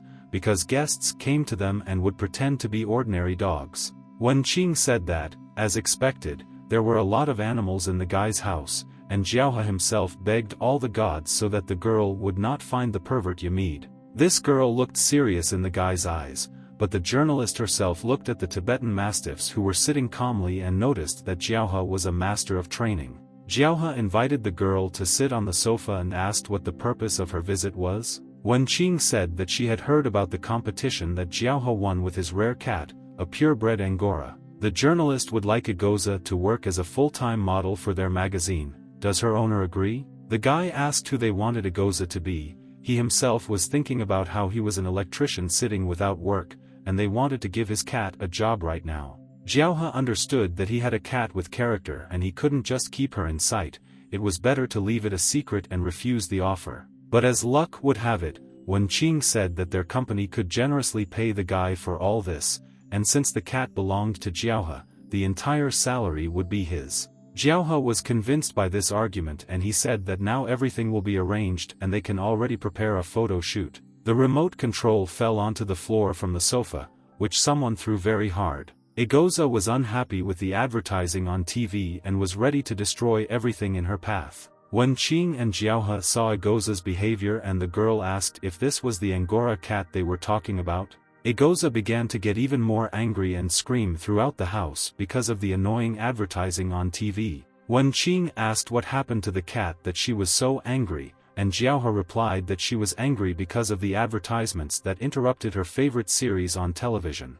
Wenqing was amused by the fact that Jiaohe's cat also watches TV series. Jiaohe said that he couldn't imagine who got her hooked on these series, but now he should go to her for negotiations, after which the guy got up from the couch and went to Agoza. The guy grabbed the remote control that was lying on the floor and turned off the TV. Jiaohe told Agoza to stop staring at the TV because it was time to work. The cat was angry that Jiaohe turned off her TV and she began to be very indignant. Jiaohe took Agoza by the head and asked him to shut up. He reminded them that they had a guest at home and the cat didn't want anyone to guess that she was not an ordinary fluffy cat, but an alien from another world. Fidget threw the guy's hand off her head and said that if something happened, she could do something for her guest. If something happens, the respectable cat will be able to kill the witness so as not to create unnecessary problems. Jiaohe asked Agoza to calm down and said that the girl was offering her to work as a model with excellent pay, but the cat still didn't like this idea. She didn't want to act for money. The guy reminded Agoza that just yesterday she posed in human form for an advertisement for a donated dress. Agoza accused the guy of simply trying to make money from the cats he sheltered. Jiaohe tried to convince Agoza that she also needed money, because her relatives were starving right now, and money could buy food, and without money you can't buy them food and they will blame her team for failing to complete the mission. Agoza thought about her compatriots and said that she would do this only for their sake. Jiaohe had already put Agoza on the table and said that they had agreed on everything. The journalist was surprised at how the guy could communicate with animals. He was truly a gifted trainer. The girl took out a camera and asked Agoza to sit quietly and be a good girl so that everything would work out and go well. Fidget took various poses that Wen Qing asked her to do and the photos turned out simply wonderful. Jiaohe didn't understand how the cat who had just resisted the camera was now willingly and gracefully posing. The journalist praised Agoza, saying that she had seen many animals throughout her career, but never as elegant and graceful as this cat. The cat is clearly a real aristocrat. Jiaohe thought that aside from the fact that she eats like a starving woman from a refugee camp, the rest of the time Agoza really looks aristocratic. The girl finished with the photographs and said that she would return to the editorial office, where they would select the photographs and determine the fee for the owner of Agoza. The girl also expressed a great desire for further cooperation, and Jiaohe asked her to be careful on the way back. From the bushes, the couple was observed through binoculars, carefully observing every movement. These were all the same policemen. Laogua asked his partner to take a closer look at Jiaohe. He is single, lives off renting a house, earns money by repairing household appliances. Yizi replied that the guy looks very ordinary. Is he really connected with their investigation into the kidnapping case? Laogua said that today at a briefing at the station they announced that the management has strong suspicions about the guy and it seems that the main lair of human traffickers is at his home. Moreover, they have evidence from ordinary people that Jiaohe has been behaving strangely lately and Laogua has summarized 3 pieces of information that are particularly suspicious. Firstly, Jiaohe spends too much money on shopping, which is definitely more than his official income. Secondly, the young guy meets strange people who are clearly not from his social circle. Thirdly, at night, neighbors hear children's screams from his house, which may indicate a kidnapping. And since the leadership of the police department suspects the guy, the 2 of them were assigned to keep an eye on him. Jiaohe left home to buy food and was already crossing a pedestrian crossing in the city. The guy was yawning. He was not allowed to sleep and rest normally. Then Imid would come to check in, then a journalist with photographs. He never had time to have breakfast and in the end he remained sleepy and hungry. The guy went to Baozi's shop to have something to eat in the morning and buy some food for the cats. The man looked strangely in Jiaohe's direction today, as if he didn't expect him to enter the establishment. Jiaohe waved his hand and said that he had come to get steamed cakes. The owner of the establishment told Jiaohe that he had finally come because no one here expected to see him again. Jiaohe didn't understand what the owner of the shop was talking about, but he said that they were old neighbors and friends and the guy shouldn't forget about them when he got up. The owner asked Jiaohe not to pretend, because everyone already knows that the guy has found himself a rich beauty and will live at her expense. Jiaohe didn't understand what they were talking about, so he asked again, what rich beauty would he marry? Jiaohe said that there is no beauty and he is the same ordinary resident as the owner of the shop. Then the guy asked who told him this nonsense. The owner looked at Jiaohe with contempt and said that the guy should not take him for a fool. The whole area is discussing this and has been aware of this for a long time. The other day a guy showed off with his personal security detail, the owner said. And then a premium sports car, which not every businessman has, arrived at the door of his house. And the next day he was seen on a date with a beautiful girl in the city. And the girl was so beautiful that she would give 100 points ahead to pop stars, so let Jiaohe not even try to convince him that he is not a gigolo, the man added. Jiaohe began to object to the words of the shop owner, realizing that those around him had misunderstood everything. The guy remembered everything in turn. The guard was most likely Vadim, Ivan and Grumpy in human form after the competition. The premium car was for the businessmen's security guards, who brought Tibetan mastiffs, and the beautiful girl was Egoza, with whom the guy walked through the market and was in the bank. But this was not even close to a date. He took her with him to bring the money safe and sound to the bank. Jiaohe could not even imagine that after all this, in the eyes of his neighbors, he now looks like a gigolo. The owner said that if he were no worse than Jiaohe, he would have long ago picked up such a beauty with money. Jiaohe got angry and flared up at the cook's words, so he sent him to hell. The guy asked the man not to talk nonsense, but rather give him all the baozi as usual, and if the cook continues to talk nonsense, he will receive less money. The owner did not stop and was indignant that the gigolo was now turning his nose up at him. Jiaohe flared up again and said that a man may doubt Jiaohe's ability to provide for himself, but he has masculine pride and the guy will never become henpecked. Dissatisfied, Jiaohe bought all the steamed buns and walked away from the establishment, calling the owner an old brat. The disgruntled guy was heard by Yizi, who came around the corner after Jiaohe left the establishment. The policeman approached the seller and asked for a couple of baozi, but the owner replied that all the buns were bought by the buyer who came before him. Yizi asked the host how that guy would eat it all. There was a portion for 5 or 6 people. Would he really be able to figure it all out on his own? The owner replied that this guy didn't take so much before, but lately he's been buying up absolutely everything. Yizi heard the old man's words, which increasingly confirmed the suspicions of their leadership. Jiaohe returned home and placed the bag of airy cakes directly on the table. The guy called all the cats and said that he bought food for them and they could have breakfast. Egoza replied that the venerable lady wanted to finish watching the drama, but did not want to eat food yet, and she allowed us to start the meal without her. Jiaohe asked the cat to speak humanly and not in the language of his dramas. Egoza waved her paw and said that she had no time because she was watching TV and let everyone else eat without her. Ivan looked at the buns with displeasure and said that they would eat baozi again. Ivan took the bun in his hands and said that for a noble magician to eat such rubbish every day was somehow insulting and insulting. Vadim, on the other hand, was not picky about breakfast and went for the buns with great pleasure. The fat man began to stuff his mouth and paws with buns, and he also asked Jiaohe for sour sauce and a couple of cloves of garlic, if any. Jiaohe remembered how on his first day, even scraps from the trash seemed like a delicacy to the cats. The guy expressed his dissatisfaction to the cats that the guests turn their noses up at the freshest baozi and ask for sauces, garlic. In a word, the cats got greedy. Ivan said that this was the right idea, because while their compatriots were starving, they should be happy with any food and, in general, with what they could eat in the morning.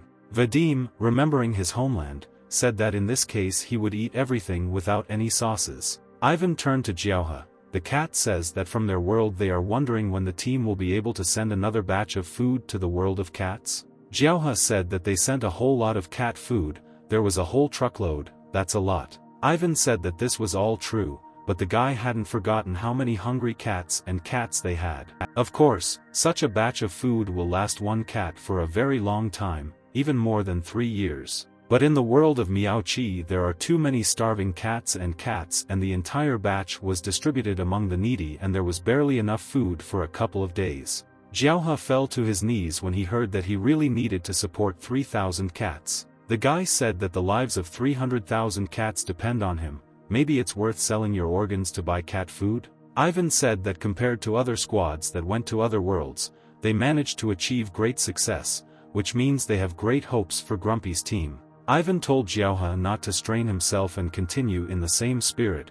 They appreciate it.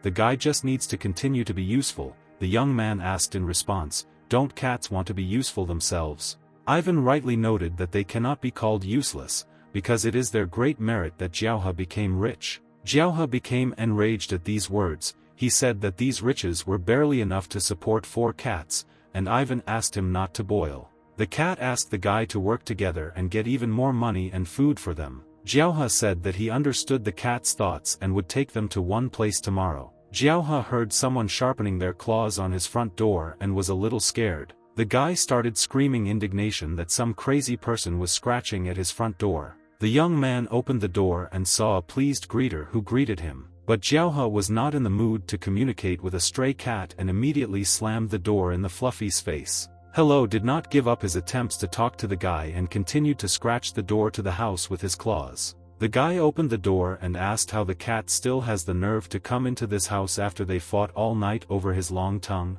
Privatic said that he wanted to make amends and asked where the same Ivan who defeated Sinister was. Jiaohe pointed to the place where Ivan was sitting and reading a book, and then said that he was there. Hello rushed to Ivan and called him his boss, but the magician did not share such warm feelings. Ivan hit the stray cat in the face with his paw, after which Hello fell to the floor. Ivan pressed the guest to the floor and asked who he was. The magician himself did not remember him. Hello said that Ivan will now be his new boss and the cat magician cannot renounce him. Ivan tried to throw the obsessive cat off his leg, but he couldn't. Jiaohe stood and realized that Hello had come all this way to kiss Ivan's feet. Hello replied to Jiaohe that boss Ivan's legs are noble and he cannot resist them, and if necessary, he will lick Ivan's balls too. Ivan was still able to pull out his leg and hit Privatic again, and the magician also told this pervert to disappear. Privatic's body broke through the ceiling from Ivan's blow and the cat was left hanging right in it. Jiaohe was amazed at the skills of these cat aliens, but once they were told that the guy's shack might not be able to withstand such techniques, Jiaohe remembered that the cat wanted to convey some important information and asked him about it. Hello said that someone was watching him and the cat's furry. Having learned about this, he immediately came here to report. Jiaohe thought about Yamid and asked if this was the skinny man who lived in the house on the second floor. Hello said that this time everything is serious. There were two of them. They walk and hide around the neighborhood and the cat doesn't think that this is a sign of something good. Ivan, although he didn't really want to believe the words of the stray cat, still listened to what he said. The magician cat waved his finger to make sure of Hello's words. Hello saw Ivan calling the screen and said that this is a real boss who has a cool technique that no other cat has. Ivan looked at the screen on which all the security and surveillance systems were and said that it really looked bad. Ivan pointed his paw at the two men and said that apparently these were the same two that the stray cat was talking about. Privatic confirmed Ivan's words and Jiaohe didn't understand why so many people had been gathering near his house in the suburbs lately. Ivan suggested leaving these two alone and continuing to do their own thing until they find out who it is and what they want. Jiaohe said that despite the fact that they are just following, it is still annoying. The guy also instructed Hello and Sinister to follow these two and keep an eye on them. The next morning, Jiaohe was sleeping in his bed, but someone tried to wake him up. It was Ivan, who jumped on the guy's bed and reminded him that Jiaohe had promised to take him somewhere today. Jiaohe covered himself with a blanket and told Ivan that at such a time normal people sleep and asked him to leave him alone. But the cat reminded him that this place is connected with food for his people, which means it is very important and Ivan will even be able to receive a new title. Jiaohe said that if this is so important for the cat, then he should get some sleep, because he won't be of any use if the guy nods off. Ivan said that if Jiaohe feels sleepy, he can help him. The sorcerer cat grabbed his wand and cast a spell on the sleeping Jiaohe. Jiaohe woke up full of energy and said that now he didn't want to sleep at all and felt a surge of energy. Even the hangover after yesterday passed the guy by. Ivan explained that this is a spell of water that cleanses and replenishes energy, but since the guy got up, it's worth going for food, the cat added. Jiaohe walked and said that he was already 30, but the wizard cat looked down on him. An elderly woman came down the stairs and greeted Jiaohe. The guy was frightened by the terrible appearance of the woman and shouted for this monster to get out. The woman pointed a finger at her face and asked Jiaohe to calm down, because it was Yamid, his tenant. Jiaohe attacked the man and began to hit him in the face, telling him to stop scaring the common people. I stood up to Meta and said that this is all for work. To be successful in this business you need to attract attention, and since there are few women there, they attract more attention. Jiaohe said it looks terrible. Doesn't this kind of appearance scare away buyers? I told Meta that he understands, but he was born that way and nothing can be done about it. But Jiaohe protested that a man simply does not know what women's clothing is capable of. The guy pointed out the disheveled wig and ugly makeup that did nothing to correct the imperfections of his face. And the clothes the man is wearing are also out of fashion. the guy's grandmother even dresses more stylishly than Yamid. And besides, silk stockings on unshaven male legs look simply disgusting. Jiaohe asked if it was so difficult to buy sunglasses and a scarf to cover his face, modern women's clothing, and shave the hair on his legs before putting on stockings. Jiaohe said that such an image would be mysterious and seductive. In addition, no one would guess that he was a man. I told Meta that Jiaohe was right. How could he not have thought of it before? Now he will go and redo everything. The cats and Jiaohe were sitting at breakfast, each of them eagerly devouring their food. And then I walked past Meta in new women's clothes and said goodbye to Jiaohe. Jiaohe said that this man has a hard time for business, even having to dress up as a woman. Ivan said that this little man seemed very funny to him, and Egoza began to discuss his women's clothing. Grumpy expressed dissatisfaction with Egoza's speech and asked the cat to speak normally, because no one here understands her. Vadim decided to praise today's breakfast and said that it was very tasty, especially if you dip it in soy milk. Partners Yizi and Laoguo stood behind the tree in front of Jiaohe's house, conducting surveillance. Yizi said that Jiaohe bought soy milk with youtiao for more than 10 people, he definitely couldn't eat it alone. Laoguo said that there was definitely something wrong with this guy. The authorities ordered him to be monitored, which means they couldn't take their eyes off him. Laoguo turned his attention to the door and urged his partner to concentrate on it. It was Yamid in women's clothing, whom the cops mistook for a girl leaving secretly through the back entrance. Now this woman, having looked around, simply leaves the house, which looks strange. And it was strange, because the police watched the house all night yesterday and no woman entered there. We need to immediately report to the authorities, suggested Laoguo. Next, Yizi pointed to the other side of the front entrance and said that the owner was already leaving the house. But to their surprise, instead of just Jiaohe, there were 3 people walking together. It was Ivan and Vadim together with Jiaohe. The seals took on human form to go out into the city. Laoguo sent his partner to monitor the guys, and he himself will monitor the house. Jiaohe led the seals straight to the fishing pier, where the fishermen were taking the fish they caught. Vadim noticed that this place was filled with the aromas of food and he definitely liked it here. Jiaohe saw a market seller pulling a barrel with fish inside and paid attention to it. Jiaohe stopped the guy and asked how much the contents of this barrel were worth. The guy replied that these were garbage, small non-commercial fish and shrimp.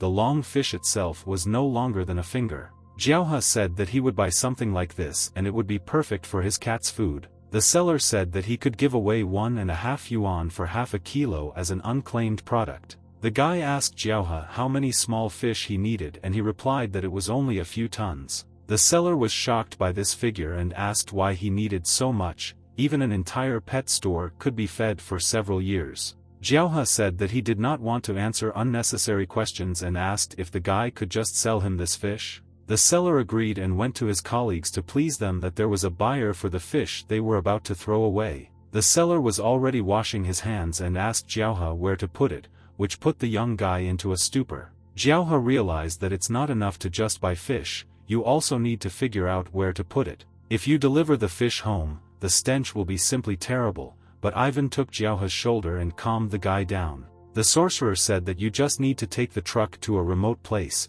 and then he will do everything himself. 3 hours later, Jiaohe was in command of trucks that simply dumped tons of fish on the floor in some field. The seller and Jiaohe shook hands and the workers left, leaving the friends alone with the fish. Vadim could not resist trying the fish that lay right in front of him. The fat man said that the taste was quite acceptable, although he liked youtiao with soy milk better. Jiaohe suggested quickly getting rid of the fish so as not to smell this stench anymore. Ivan asked to leave this to him, and Jiaohe told him that there was no closet here and the sorcerer would not be able to use the magic portal. Ivan took the bag out of his pocket and said that this time they would handle it too. Jiaohe was skeptical about this idea, and Vadim asked him to just stand next to him and look into both eyes. Jiaohe also warned that even though this is a wasteland, someone could still wander in here and disturb the magician. Ivan heard the guy's words and created an illusionary barrier so that ordinary people would not see them.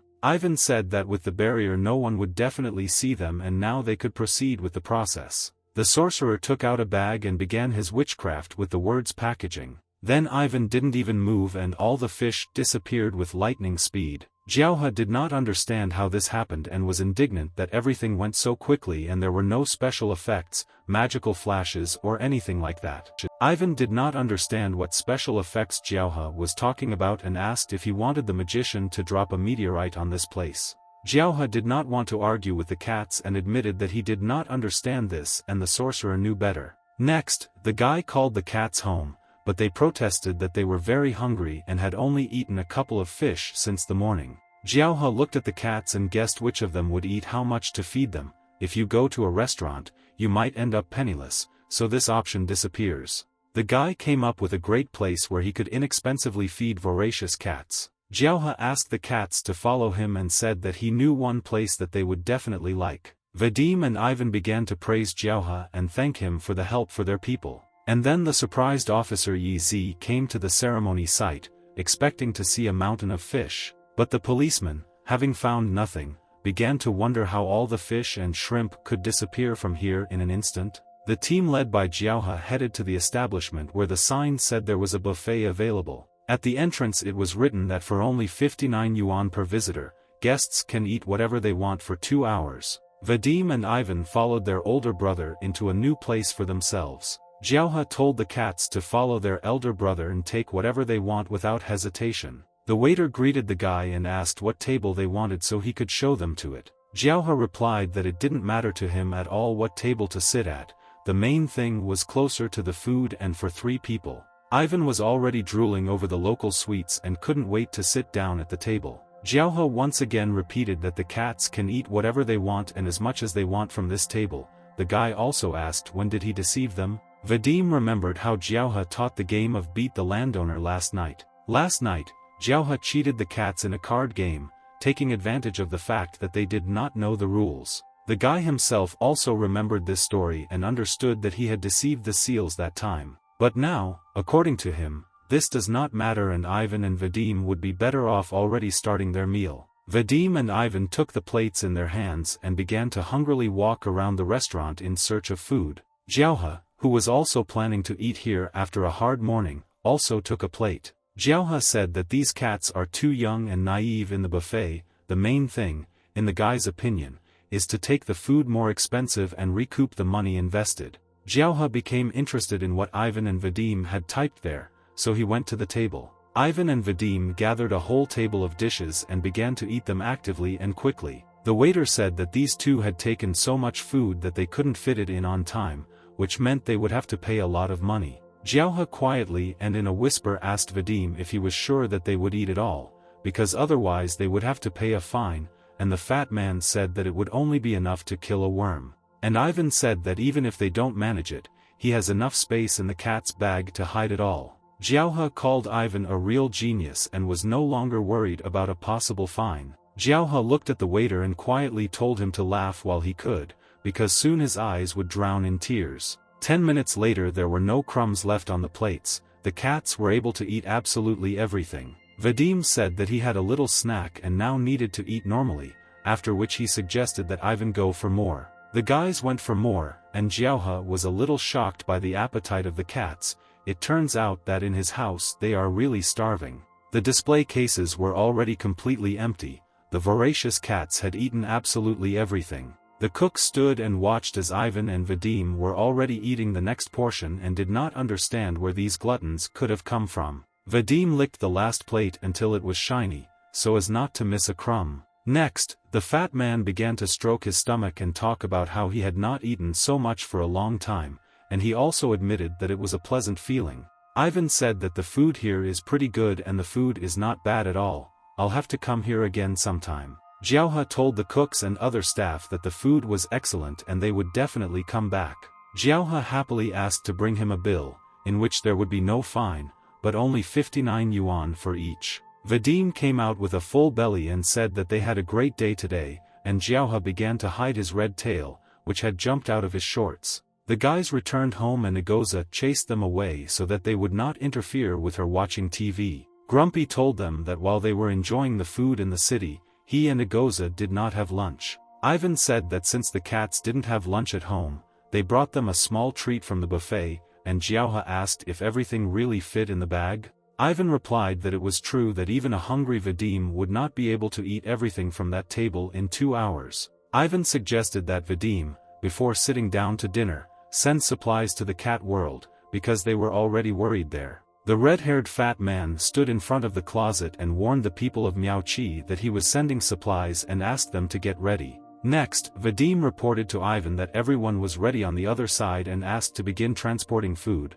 The sorcerer cat lowered the knot from his bag and shouted that he was sending supplies. From the small bag jumped out a huge sweat of small fish and shrimp, which the guys bought on the pier. The last fish had already gone into the portal that led to the world of cats. All the fish were delivered. Ivan was pleased with himself. He was also sure that he would now definitely be given the title in his native land. Next, the cat ordered to go to the table to finish the food in the bag, which was still full of tasty things. The table was already covered with dishes from the bag, and Agoza and Grumpy appreciated the sight and smell of the food. The hungry cats began to dine and said that it was very tasty and thanked the guys for such a treat. Vadim asked Agoza and Grumpy not to be modest, because Ivan's bag was still full of delicious food. The red-haired fat man noticed how Jiaohe went to Ivan, but it is not yet clear why exactly. Jiaohe said that they can buy fish like this once or twice, but if it is on an ongoing basis, they will attract unnecessary attention and suspicion.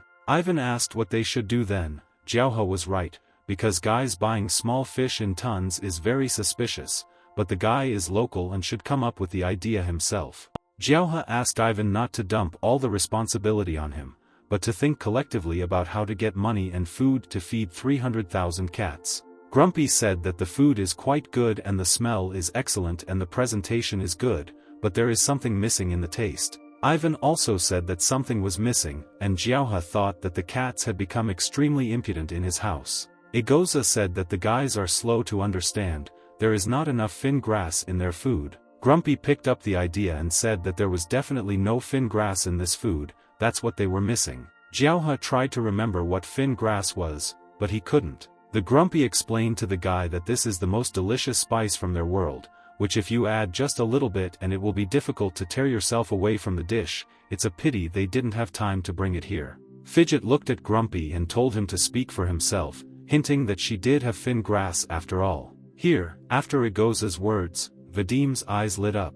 Grumpy had the same effect, who could not forget the taste of this seasoning. Even Ivan was drooling. All 3 cats dreamed of trying fin grass again. They stood in front of Agoza and asked her to repeat what she said, and the cat replied that before leaving, she had grabbed several seasonings and among them was fin grass. Ivan and Grumpy pounced on the cat and asked to get it out as soon as possible. This is not a product that you need to skimp on, especially since they haven't eaten it for so long, the cats insisted. Agoza took hold of her bag and looked contemptuously towards Ivan and Grumpy, calling them 2 gluttons. Agoza opened the bag, which contained a green seasoning from the world of cats. The cat, under the hungry glances of her friends, began to sprinkle seasoning onto the dish. The food was already covered in this seasoning and Agoza called her friends to sit down at the table. All 3 went crazy from the mere smell of this seasoning and could not come to terms with their happiness. Jiaohe asked, "Is this thing that looks like a biological weapon a fin grass?" The Grumpy man took the food and confirmed the guy's words, adding that the smell of this wonderful seasoning will never compare with anything. Even Darkness and Lion noticed the pleasant smell and regretted that they couldn't eat it, but Jiaohe didn't smell anything. Grumpy started eating dinner and confessed his love to the fin grass, calling it all the affectionate words that he had managed to learn. The one-eyed cat was able to take 1 bite and taste the seasoning. Grumpy felt as if he was on cloud 9 to be able to taste that taste again. The satisfied cat had dinner and called this feeling bliss. Vadim and Ivan also pounced on the food, despite the fact that they were already full, but this aroma simply could not pass them by. Even the strict mentor, the grumbler, decided to share this with his Lion and Darkness. The dogs really liked the seasoning and appreciated its taste. Jiaohe looked at the tempting dishes and did not believe that it could be so delicious. The guy tried 1 chicken nugget and didn't notice anything.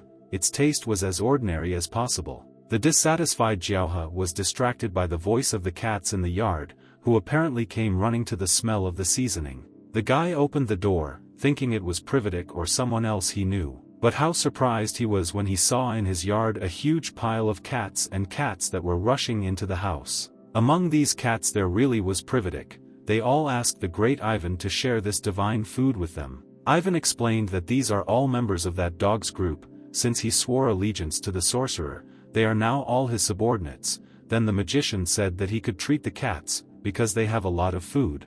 Ivan invited all the cats for a treat, but only one piece per paw and in order. All the cats, hearing this, immediately jumped into Jiaohe's house. Don't pay the slightest attention to the guy. A flock of cats trampled poor Jiaohe, who was standing in the aisle, and headed towards the table. All the cats began to admire the smell and aroma of the fish, but Jiaohe still did not understand what they were talking about. Then Jiaohe grabbed Ivan by the scruff of the neck, who asked to let him go and let him enjoy his food normally. Jiaohe said that the cat only thinks about food, but they need to talk seriously now and he needs attention from Ivan. Jiaohe asked Ivan if they really have so much of this fin grass in the cat world, and he replied that this is their main seasoning and can be bought without any problems. Jiaohe came up with a new plan on how they could benefit from this. The guy said that a wonderful idea related to fin grass appeared in his head. Cats and dogs were lying on their backs from eating food with their seasoning. Vadim was finally very full, but still wanted more food with fin grass. At this time, Jiaohe was standing over the cauldron and throwing leftovers into it. He will now boil it all, and then add fin grass. The table scraps were already starting to boil, and Jiaohe threw some fin grass into it. Next, the guy poured the resulting broth into an empty glass and then covered it with a lid. The guy looked at his result and called it an unconditional success. Then Jiaohe began to laugh loudly throughout the house. His sinister laughter could be heard even on the street. The action shifts to the police. Yi Zi tries to prove to his partner that tons of stinking fish just disappeared in the blink of an eye. Lao Guo did not believe his partner's words and said that he had simply experienced a lot of stress due to surveillance and assured that everyone has hallucinations and this is normal. Lao Guo said that after the meeting he would take his partner to a psychotherapist, he would take a couple of days of rest and be fine, but Yi Zi continued to prove that he saw this. Lao Guo realized that it was pointless to argue with him and agreed. Then he said that new introductory notes had been released from above and now the matter was becoming more complicated. This time it's not just about human trafficking, this gang is suspected of producing and selling drugs. Yi Zi immediately understood why there were always strange people in the house, it definitely had something to do with drugs. Lao Guo said that their superiors attach great importance to this matter and it is quite possible that their partners will have new tasks. Yi Tzu saluted and guaranteed that the tasks would be completed. The action moves to the expensive mansion of Professor N. Jiaohe rings the bell and expects to see N in person. Surprisingly, instead of the guard, the professor himself came out, and when he saw Jiaohe, he immediately began to eagerly greet him. The guy explained that he did not come empty-handed and wanted to show off his brainchild. Jiaohe took out his fin grass decoction and said that it was his invention. The professor realized that this was the same product that the guy was talking about on the phone, food that both cats and dogs like, only it's a strange color. Jiaohe said that N should not look at its appearance, for animals this is the real food of the gods, this is absolutely accurate and it is not made from table scraps. Jiaohe thought that with this secret recipe he could open a pet food factory that would sell out very quickly. An looked at it all and didn't believe it was so amazing, but it was still worth a try. The man took out a bell to call someone to him. A cat and a dog came to the professor's feet, who did not understand why they were called to dinner so early and expected that they would now eat. The man said that he had put a lot of effort into training these pets, and the animals themselves were outraged that they had been deceived, although the cat began to rub against the old man's leg, begging for treats. As expected, Professor N's cat and dog are trained just fine, but if he understood them, he would tear his hair out of anger. The professor said that these were purebred Siamese cats and Labrador retrievers. It was not easy to get them. The old man began to stroke the disgruntled animals who were trying to beg for tasty food. After a little tenderness with his pets, the professor pointed to the bowls and invited the guy to check his food.